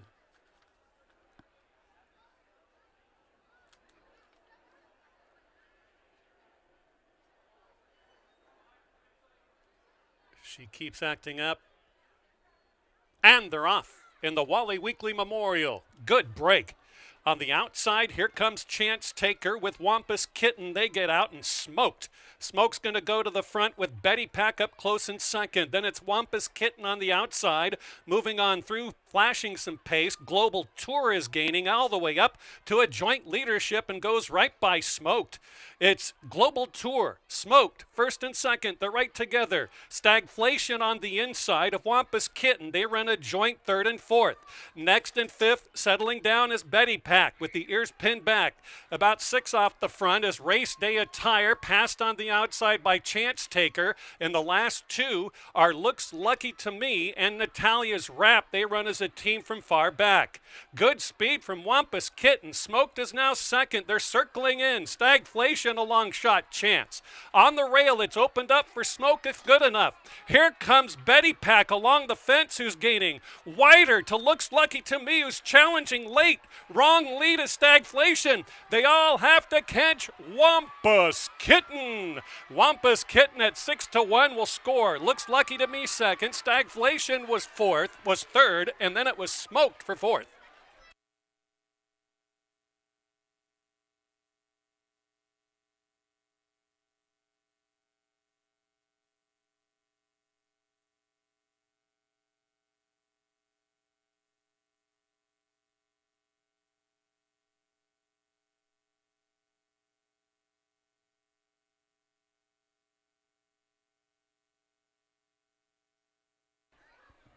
Nine, 3, 2, 1, unofficial numbers, 9, 3, 2, 1.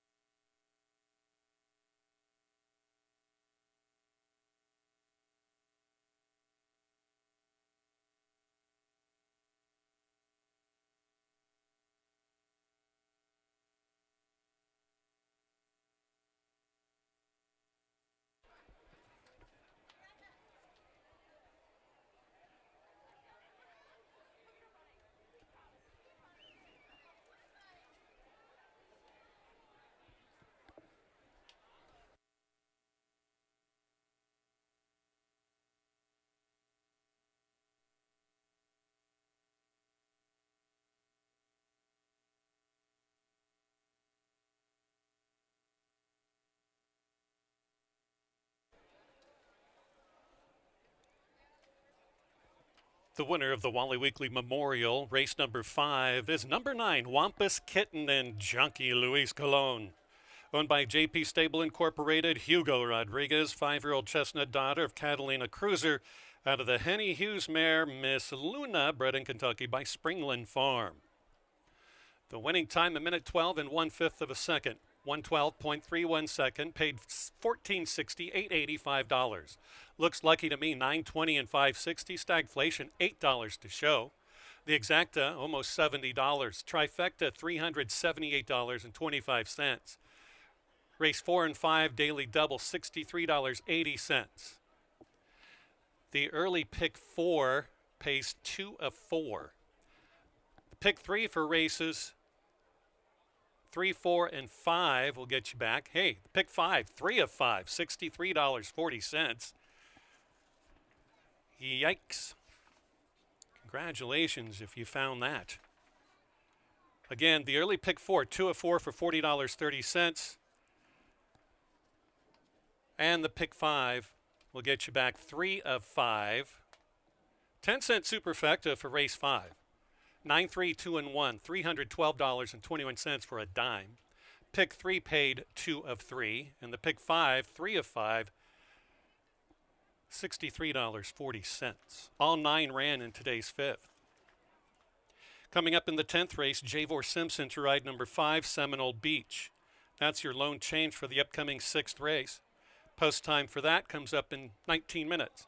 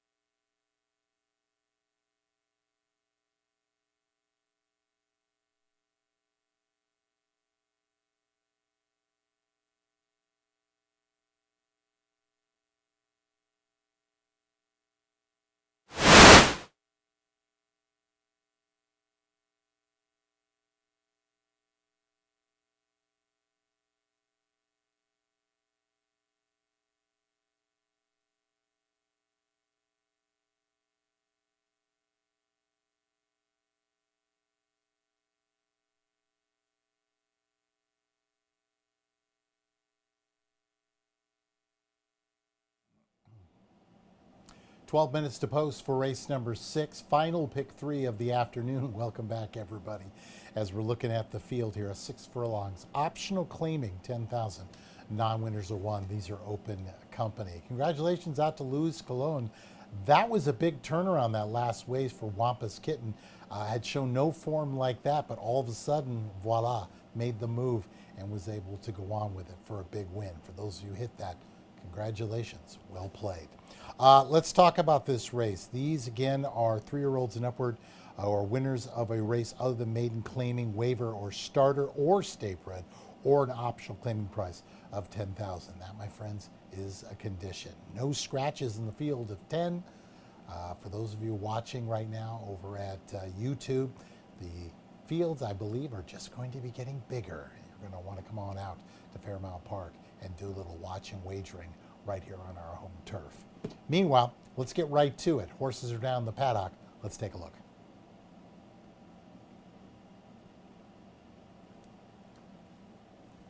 Horse in front of us, one of the last to come out, but that's okay. Pacing themselves is the 4.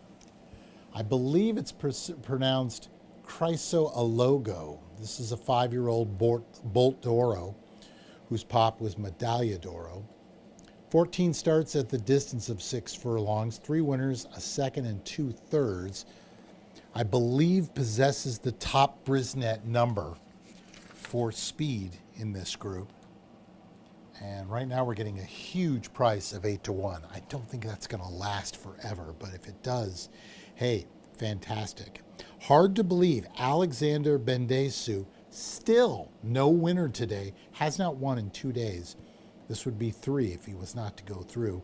Clean Living Racing, a 5-year-old Bolt d'Oro. They claimed this horse for $16,000 at Ellis Park back in August last year. The previous owners gave $85,000 at the Keeneland November 23 sale. Was a winner for an optional 15 here on May 12th. And then back-to-back 4th place finishes. I think this is a horse that's just looking for a good spot. There seems to be enough speed that will set up for this horse to make that one run around the turn. And if that does play out that way, I definitely think Criso Alogo is the horse to beat. And I'm getting some spritzing, as it were. Good-looking horse, by the way. Definitely looks like a sprinter. With the 29 races under the belt, one would hope. Horse in front of us there, that is the 7. And that's El Peligro for Dennis Higgins. There is Dennis, as they are doing some tacking up here. A 5-year-old son of World of Trouble from the Cantharos grandsire. Henry the Navigator, the sire of that dam, Sympathy, has been the distance 6 furlongs 5 times. A winner 2 seconds and 2 thirds. Both wins came right here at Fairmount Park.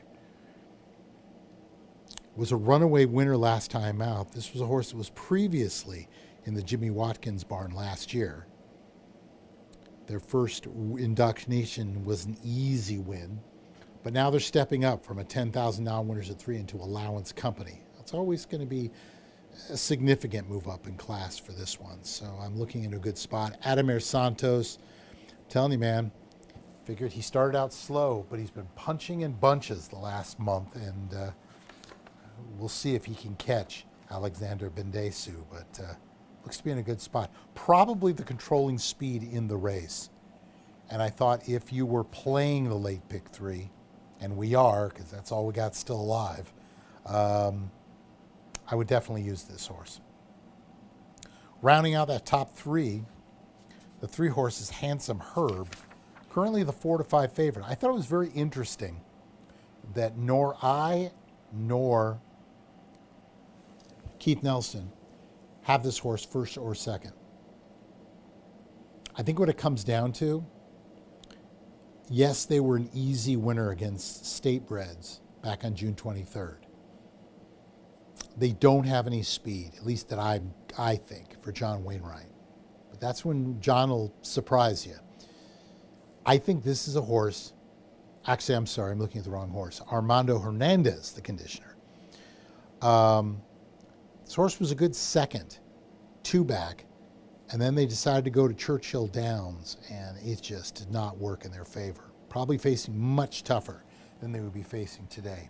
They've been training over at the Churchill Downs Training Center. On July 14th, they put in a 47-2, second best of 19 in preparation for the race. I can understand why this horse is 4-5,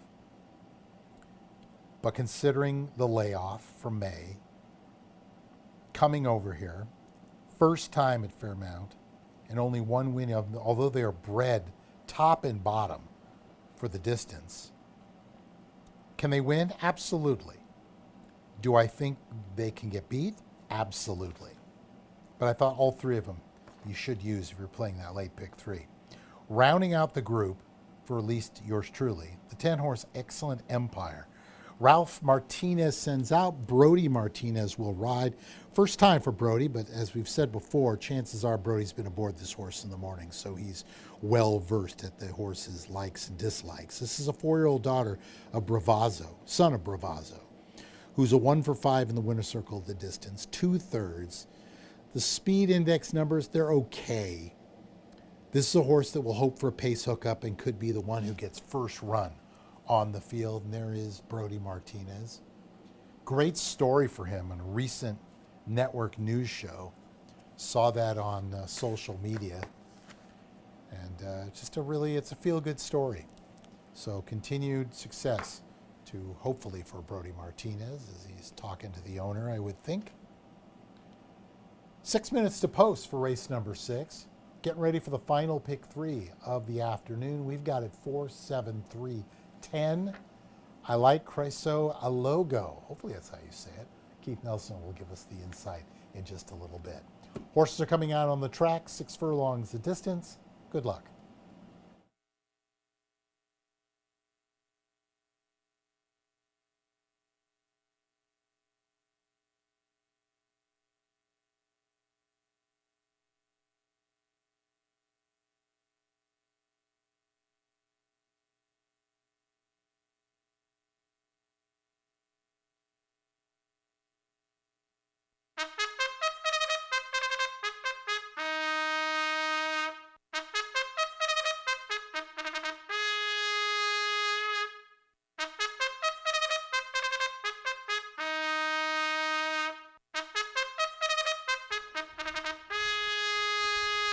Race number 6 is the Long Shots Race of the Day. $10,000 allowance optional claiming for 3-year-olds and up, non-winners of a race other than or in for a $10,000 tag. Javor Simpson on the 5.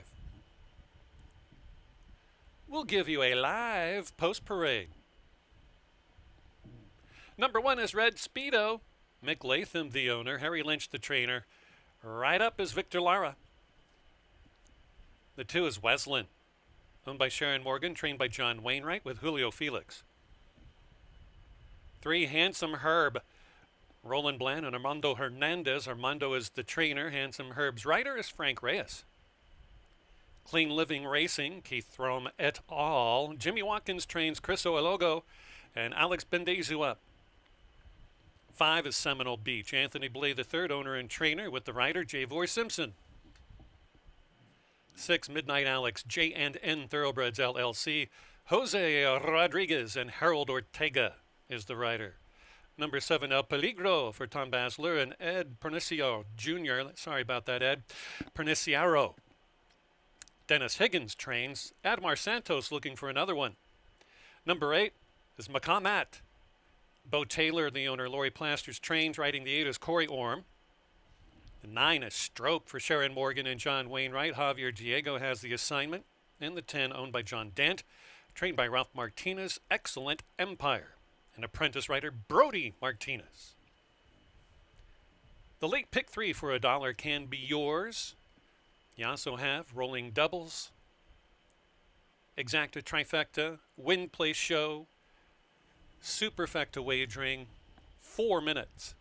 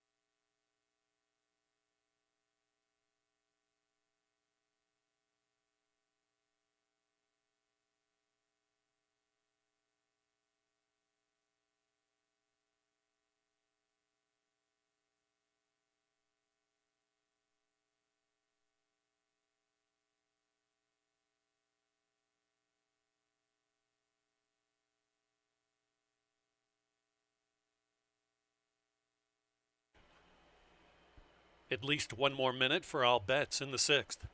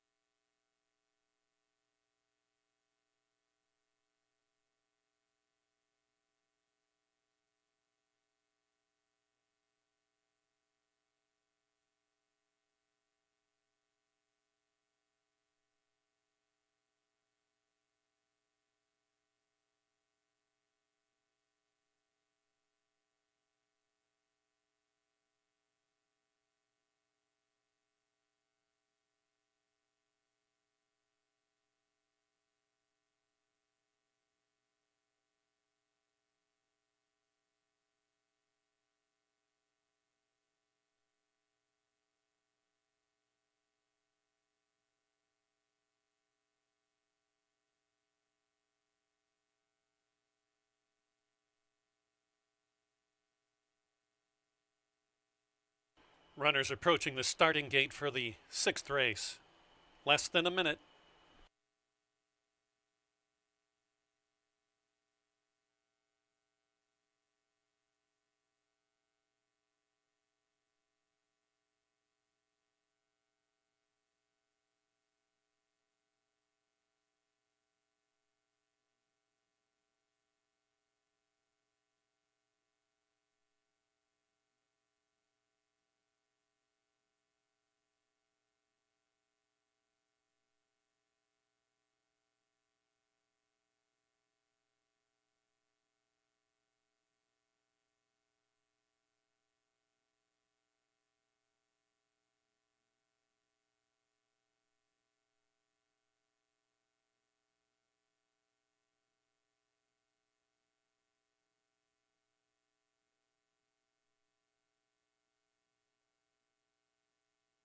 Field loading in line.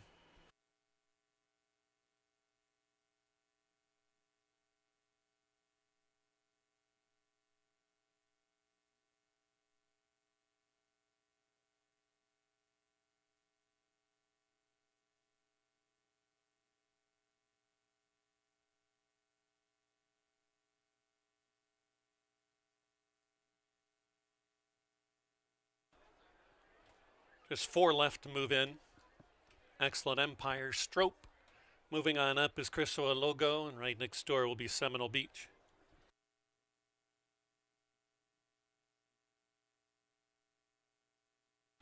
Three Handsome Herb going to go off as the favorite right now, 6-5.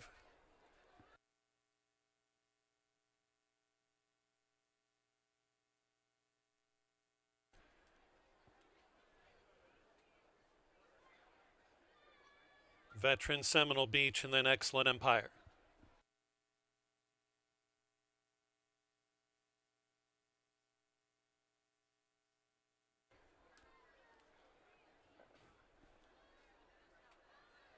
They're in the gate. Flag is up.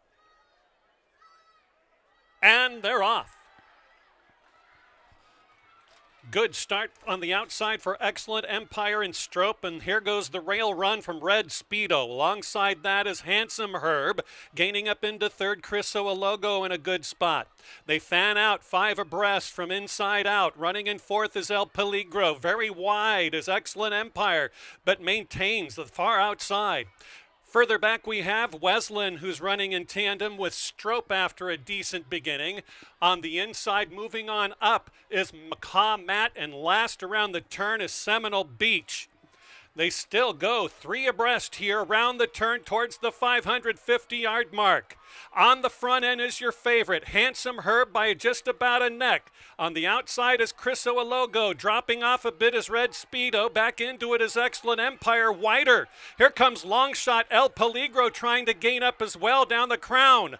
In deep stretch, Handsome Herb has taken command inside the final 220 and is shaken up. Nothing coming after him. Handsome Herb to win at even money. Rolls away handily. Red Speedo was resurgent to get second. Photo, two-way go between Criso Logo and Excellent Empire.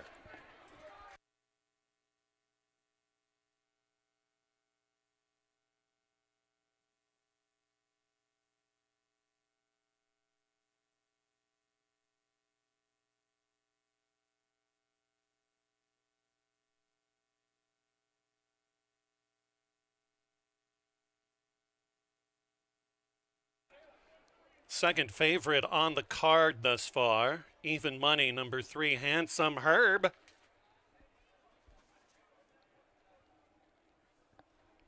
Red Speedo.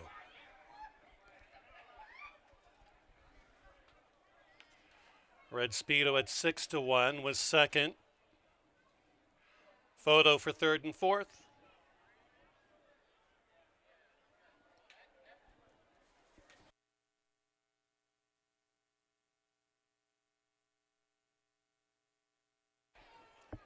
$10. Excellent Empire third. 4. Criswell Logo 4. 3, 1, 10, and 4.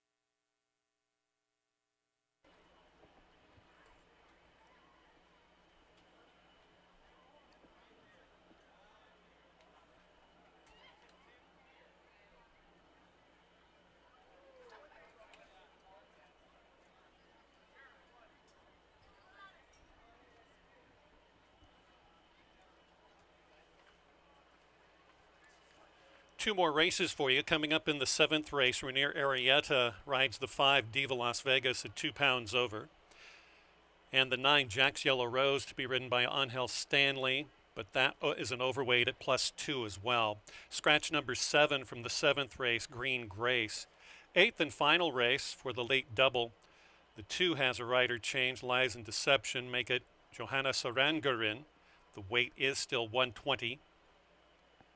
And that's your lone change in the 8th and last.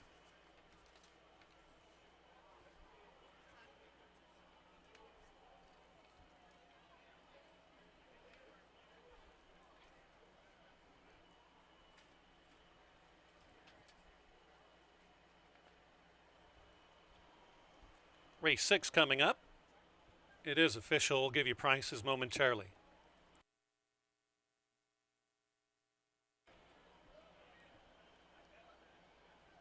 Coming back to the winner's enclosure. Number 3, Handsome Herb and jockey Frank Reyes.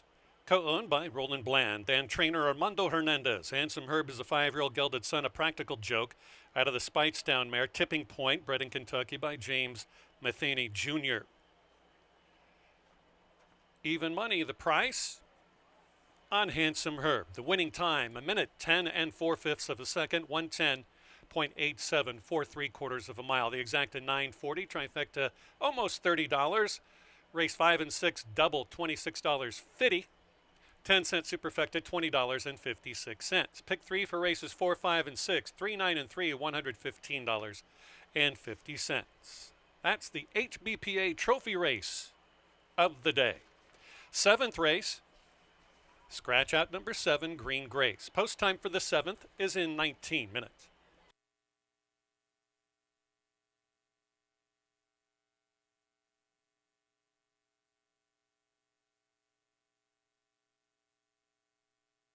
Armando's ringing the bell. There you go. For Thoroughbred Aftercare. Thank you, sir. Thank you, guys, ladies and gentlemen.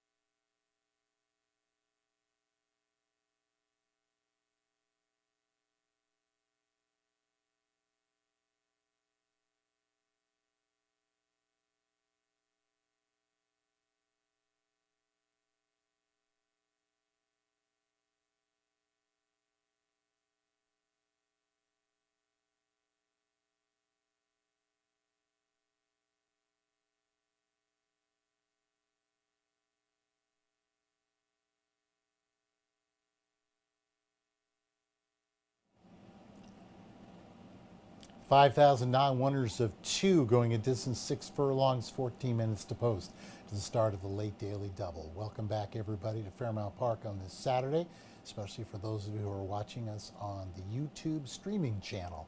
Welcome.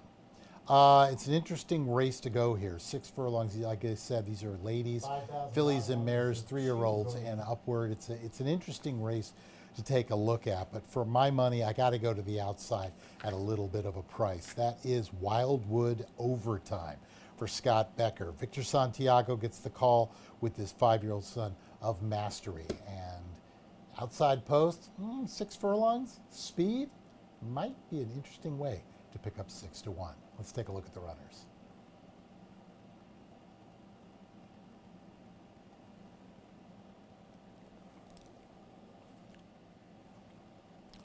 Looks more like a router to me than anything else, but so far, so good.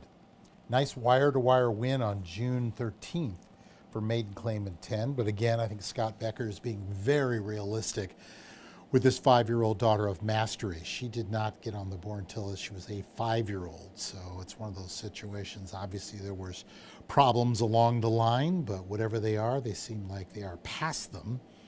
Has worked. One work since that race on June 13th. It was a July 17th work. 4 furlongs, 49 and 4. 7th of 13 going that morning. But again, for me, Scott is not exactly one of those ones who says, let's just blow their doors off in the morning. He'd rather beat you during the day. So I think the horse got, or at least hopefully got what he wanted out of him. It was a reasonable price for his owner, William Stintz. They went to the Fasig-Tipton 22 sale and paid $8,000. Obviously, they are definitely chasing the money they've put into this horse, but we'll see what happens. Like I said, they draw an outside post and they're being very realistic. So we'll see if this daughter of Mastery can get the job done. The veteran Victor Santiago having a great meet, hitting at 16% with the starters he's had. Move our attention inside to the 2-horse Girl Nicks Now. Charles Davis sends this one out, owner and trainer. Brody Martinez, who hasn't won today, but his horses definitely, he's been getting a lot out of them. They've been hitting the board. 3-year-old daughter of Nick's Go, whose pop was Painter. Broken Vow mare, Princess Dior. Looks to be in a good spot here. Came off a good second, going 6.5 at Fairmeadows Tulsa. It was an interesting move, but if you think about it, formerly the Scotty Young barn, this horse has spent a lot of time since January at Will Rogers Downs, so they decided to go home with this Kentucky bred over to Fairmeadows Tulsa. They've got speed. Problem is, so do a lot of horses in this race. So it'll be interesting to see how it sorts itself up. It's not a huge horse, but definitely built like a sprinter. Looks to be in a good spot. I'm liking what I'm seeing. Take a swing there. 6-horse comes in, and that is Fast Times at Midnight, the other Scotty Becker. This one's going to need help from up front, and I definitely think that might come to play in this race. By my count, I've got 3, maybe 4, actually make that 4, who should be going for that lead. Could be an interesting race for them. They've got, really, they come from the clouds, and they've picked up a fair amount of checks. 13 starts, 1 win, 3 seconds, 4 thirds. Just under $32,000, but could be an interesting horse. Like I said, they're going to need the help up front. And if they get it, something tells me Ben Desu right now, after this would be 3 days if he's not able to get it, he's definitely hungry. Rounding out the group, we go to the rail trip, and that is 1, Safe Cracker Sue. 10 to 1 on the line. I thought there's no way this horse is going to be 10 to 1, and they're not. 4 to 1 currently. Decent second over at Hawthorne last time out. Spent a lot of time down at Fairgrounds this year. Broke the maiden in May of last year for $62.50. And since then, it's picked up a couple of minor awards, but not enough to say that this horse is ready to roll. I just think that, keep him where it makes most sense for Manny Perez. 5% trainer over on the Hawthorne circuit. So we'll see how this plays out. But as we've already seen today, the Hawthorne horses, and I'm sure it's going to be a case by case basis, have been able to hold their own at the track. So I think the guesswork there is kind of moot at this point. So, as far as the field is concerned, I've got it 11-2-6-1. Going to the outside, if it wasn't sprinting, I'd be nowhere near it. Wildwood overtime. Hopefully, first time versus winners, it's the right one. Horses coming out on the track, 8 minutes to post. Race number 7, the first half of the Daily Double. Good luck.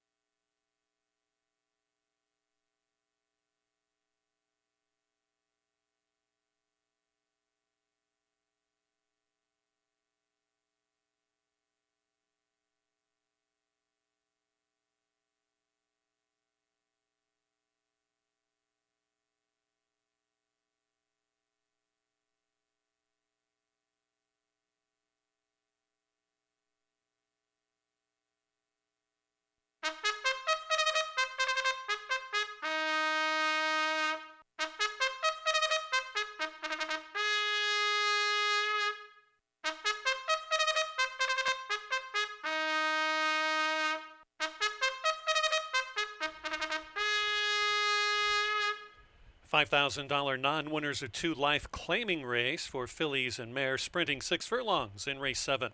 Scratch the 7 Green Grace. 2 pounds over on the 5 and 2 pounds over on the 9. Post time for the 7th race in 7 minutes. Time to play the late Daily Double.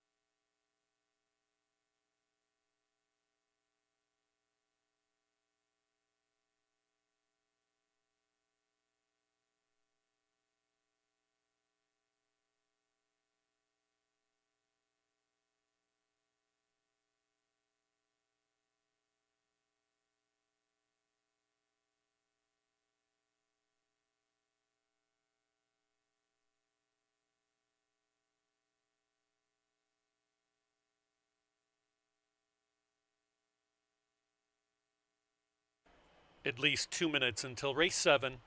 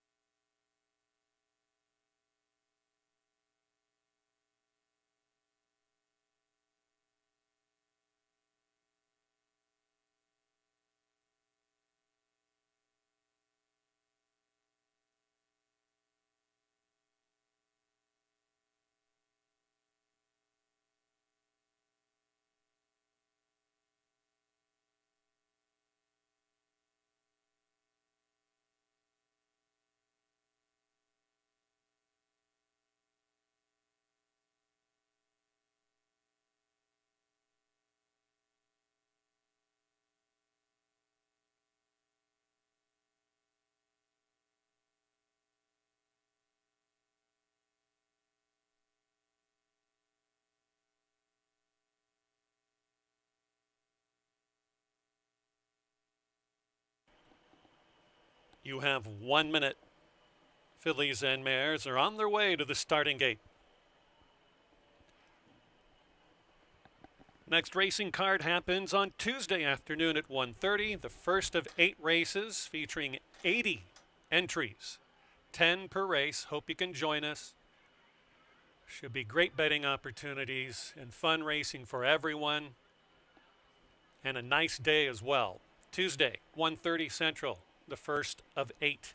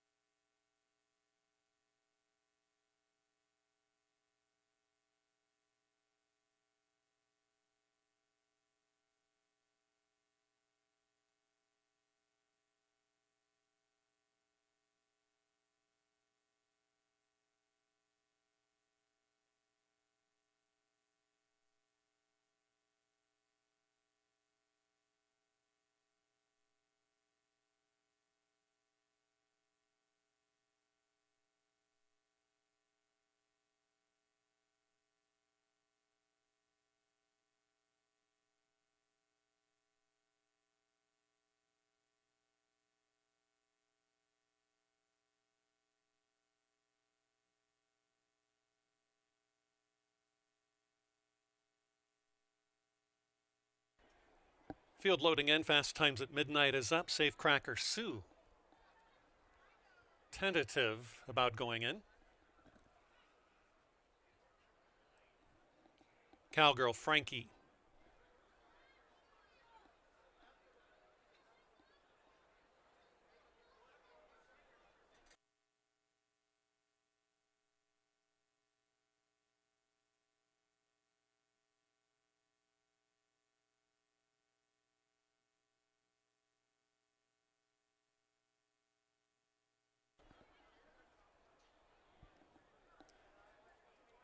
Riders off the 1. Girls Nick's now. Number 2 is in.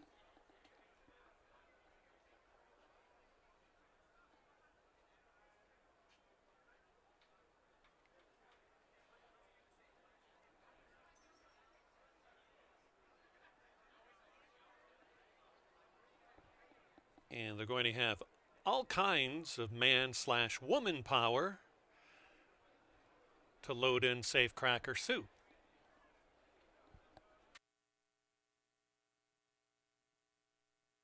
Meanwhile, number 9, Jack's Yellow Rose, is up. Favoritism between 6 and 11. And we'll throw the 2 in there as well. The 1 is in.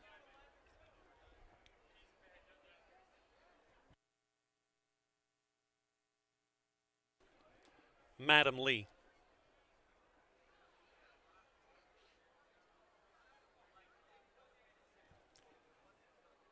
Jack's Yellow Rose just wants to visit number 8, Cowgirl Frankie, right next door. Dargonaut moves up.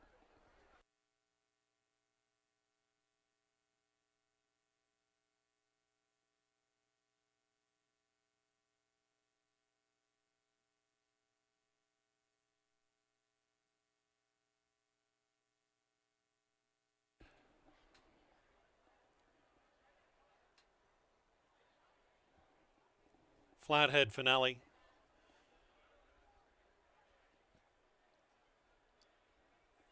Two left.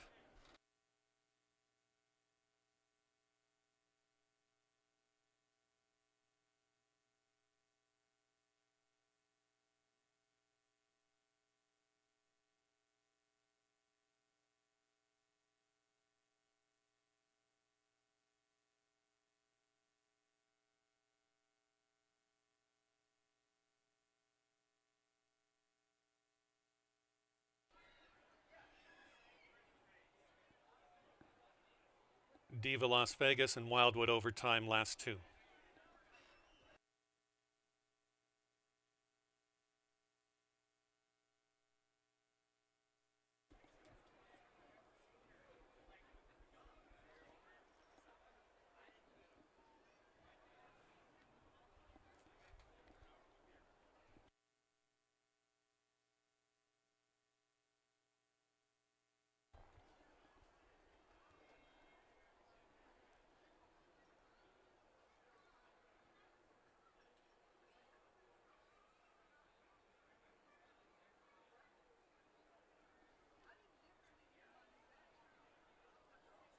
Now the 11's acting up.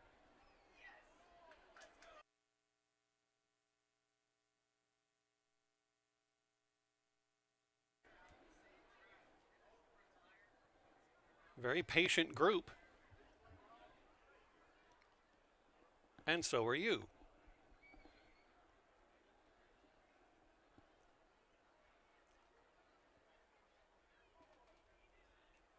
Can't quite see if the 11's closed up. The front has been open, as you can tell.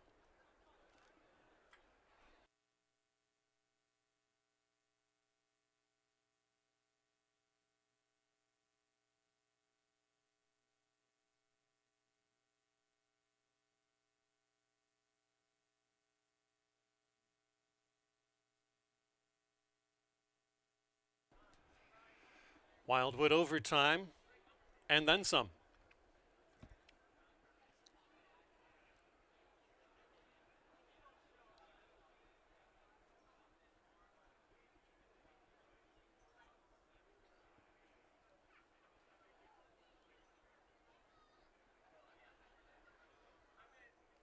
Cardinals were scoreless in the fourth.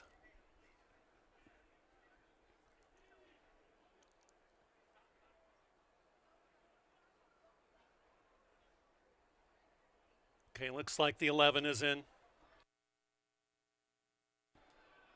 Assistant's got to get ready.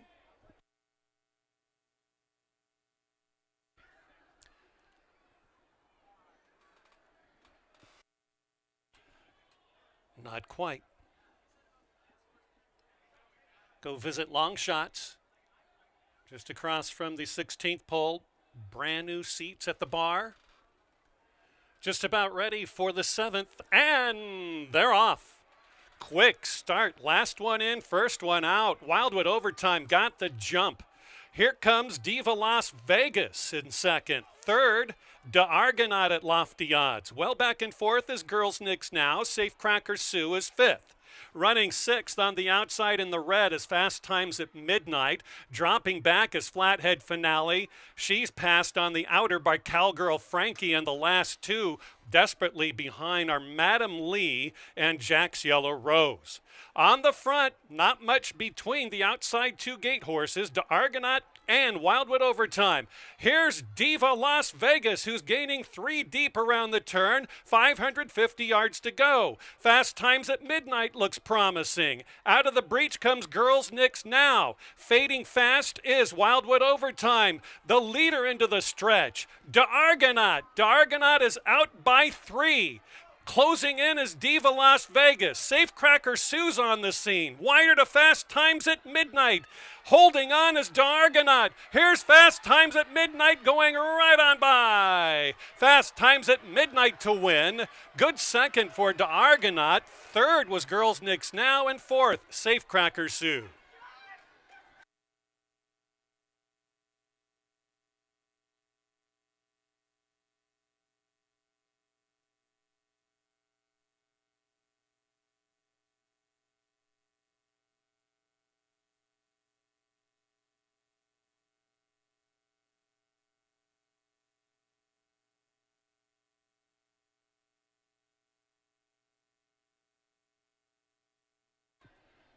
6, 10, 2, and 1.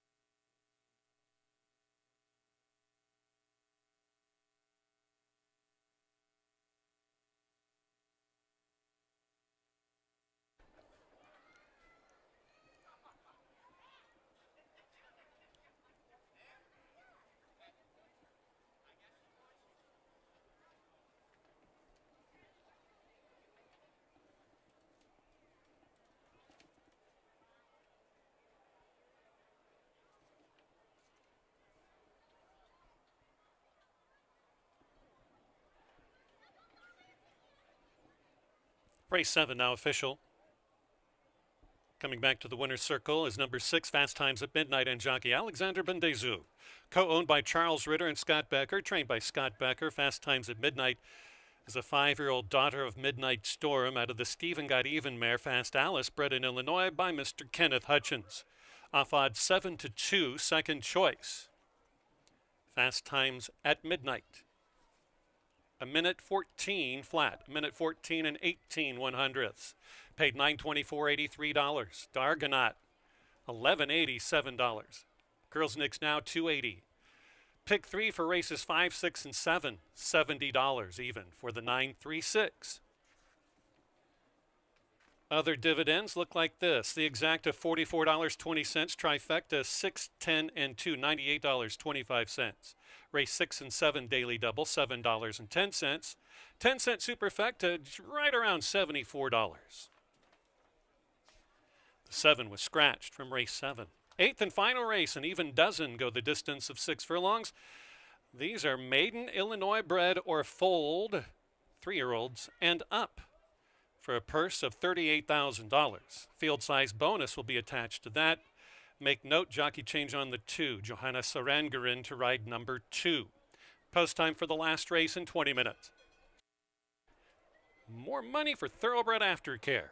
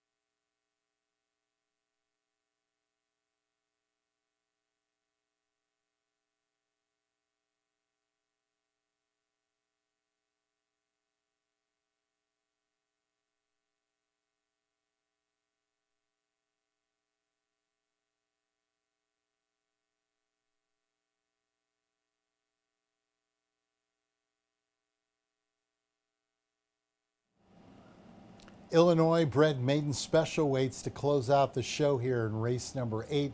Welcome back, everybody, as we're looking at what appears to be a very, very wide open race. The betting standpoint, it's been spread out all over the board. Reminder, Tuesday, we've got another 8-race card, 1:30 post, and I got to tell you, it's very, very exciting. We have 3 of the 8 races are full fields of 12. I think we're somewhere in the neighborhood of about 9.5 per each race. If you averaged it out, it really is showing that Fairmount Park is going in the right direction. Meanwhile, got to get to these races. These are 3-year-olds and upward. These are the boys getting ready to close out the show for the Saturday card. Let's take a look.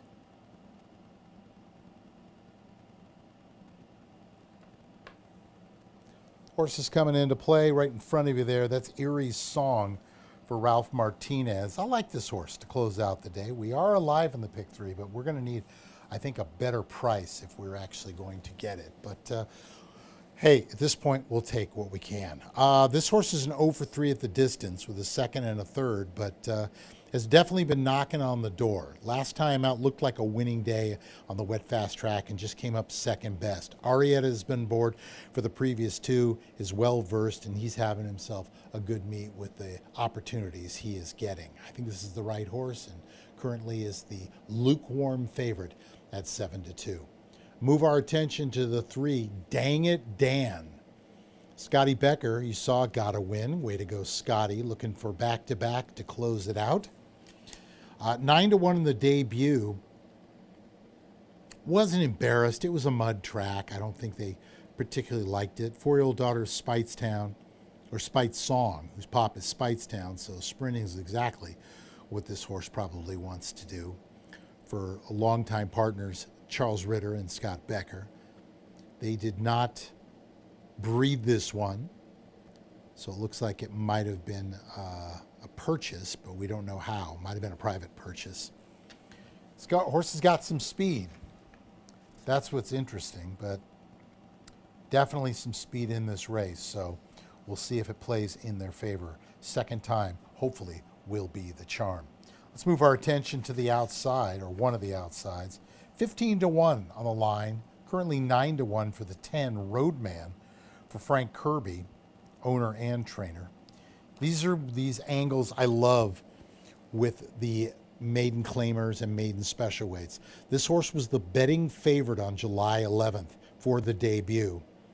Was 4 wide the whole way around and then just ended up fading, getting beat 14 lengths in a field of 8. Now, it was a wet fast track.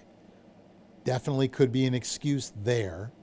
The horse has been training pretty much exclusively over at Hawthorne. In fact, the last published work was a bullet on July 24th, a minute going 5 furlongs.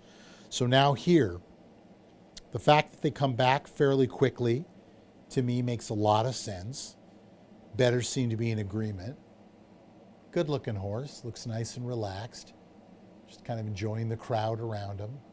Ears going back and forth, very aware.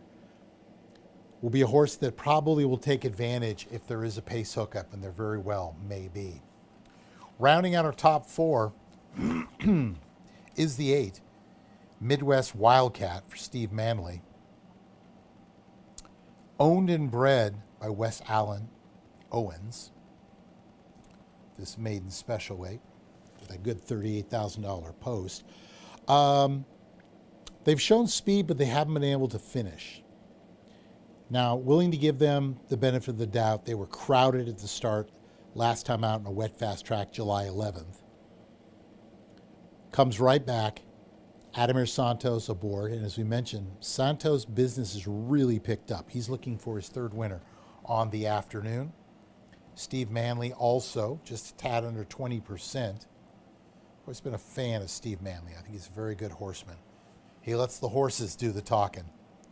But this is a horse, if you got a couple extra bucks, probably will be the speed of the speed. But again, they have to be able to prove they can finish. And so far, in the last 2, they have not. So, 5-3, 10-8 is how I'm seeing it. I got the 5 Erie Song on top. That is going to do it for me. But to remember, on Tuesday, 1:30 post, 8 race card, and we got some full fields. You're going to want to be here. I've already submitted my picks.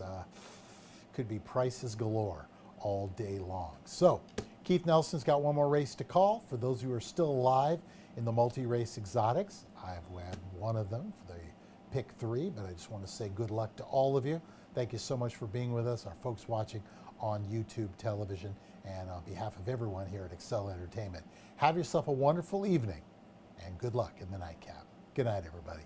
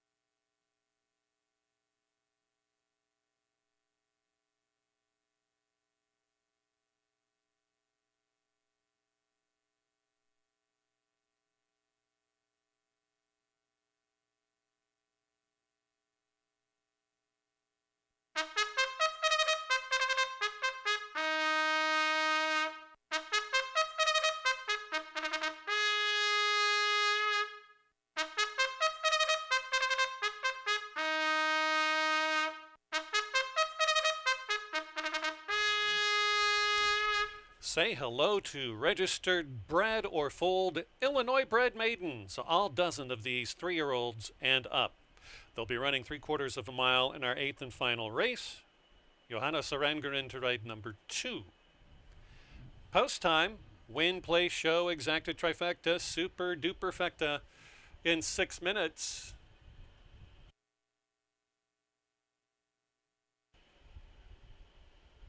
Rain is coming.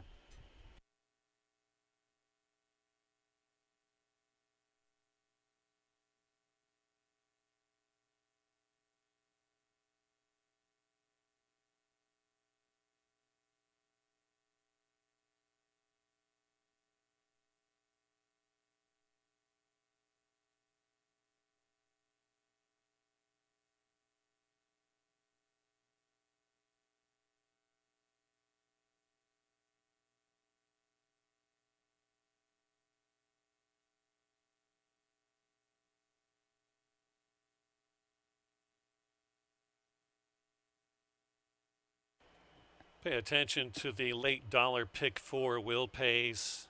Many 2 of 4s out there again. So if you're here and you actually have a physical paper ticket, do not discard. Post time for the 8th and last 5 minutes away.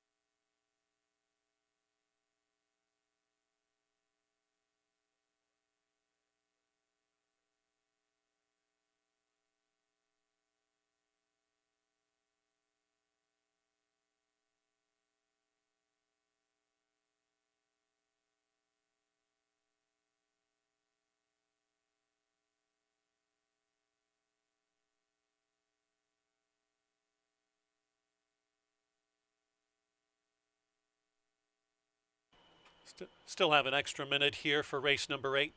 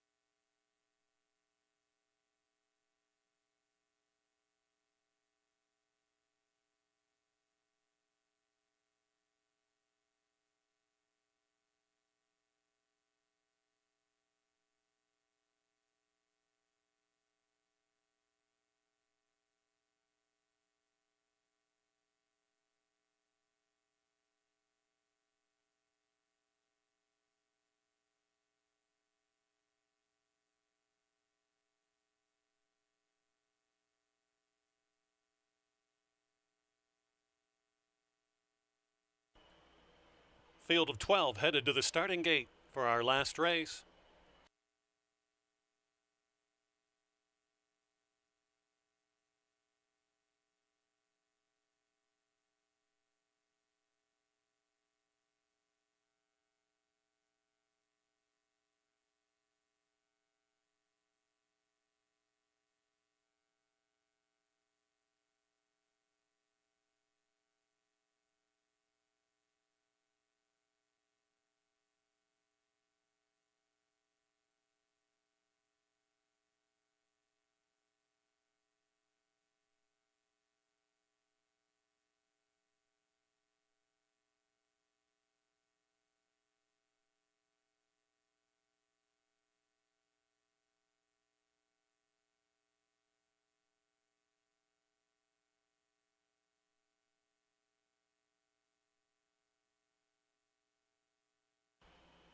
They've reached the starting gate.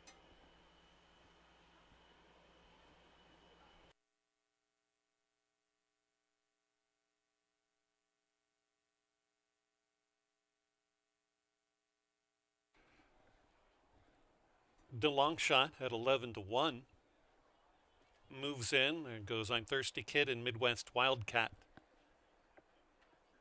Our many thanks to you for being here tonight, whether you're just hanging out on the apron of the track, out from the casino. Give us some time and have some fun and watch one of your first couple ever horse racing events. Tuesdays and Saturdays at 1:30. Stay tuned for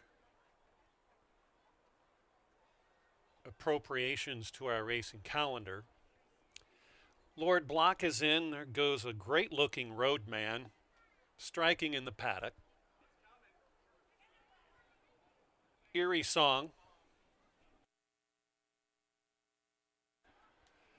Waiting on Big Skookum and Hang Tough.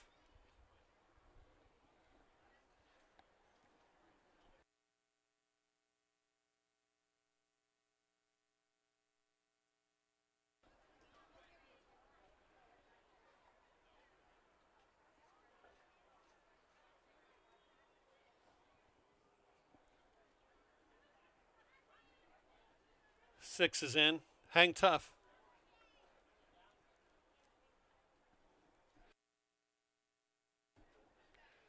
An even dozen inside the starting gate.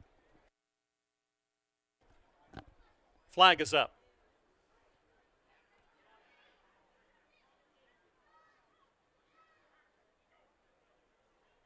And they're off.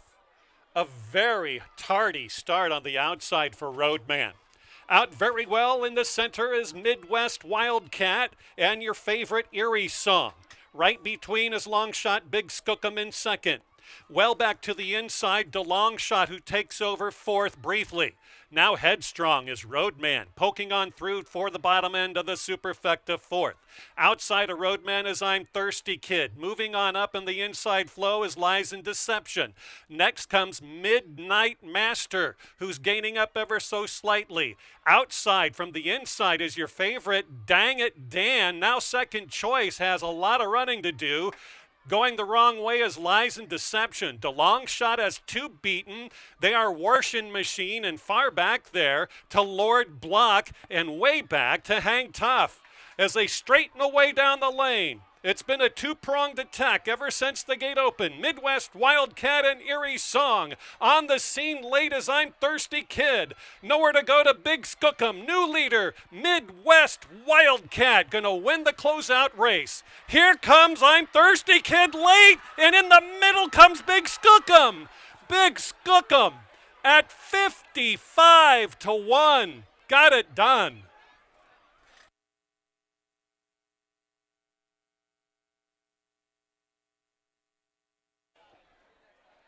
Oh, you can't give up. Big Skookum and Alvin Ortiz. That'll be $100, $112 winner perhaps.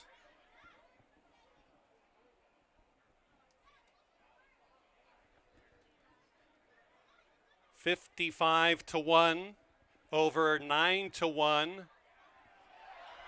Over 8-1.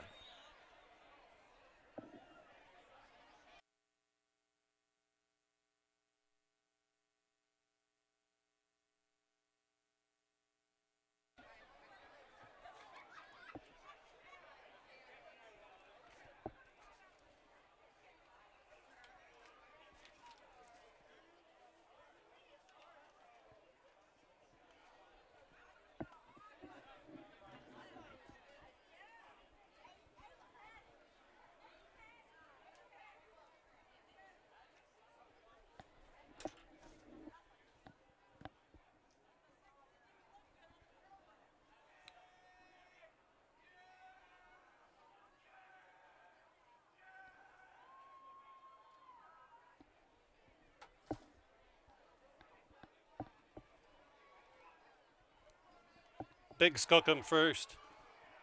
7, I'm Thirsty Kid second. 8, Midwest Wildcat third. And the 2, Lies and Deception fourth. 55-1, over 9-1, over 8-1, over 5-1.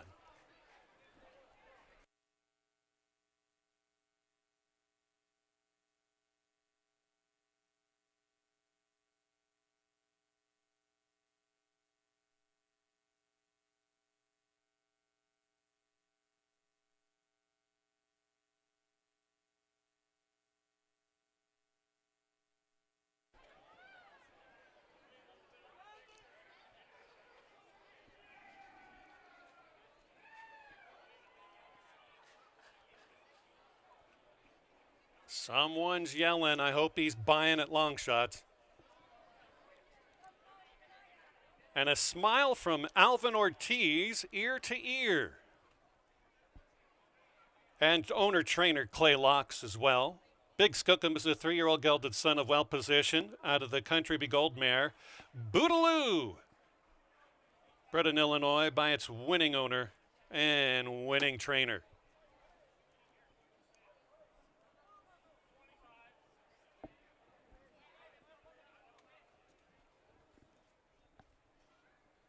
Winning time, 1:13 and 1/5 of a second, 1:13 and 38 1/100ths.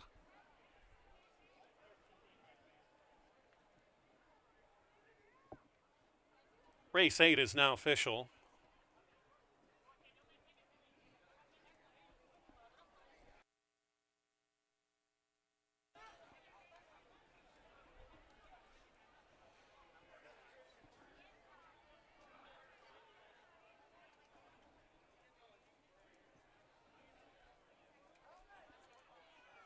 Thus concludes the race day in fine fashion, and there's Big Skookum back almost in the winner's circle. We'll give you the payouts here in just a minute. Congratulations to Mr. Locks and company.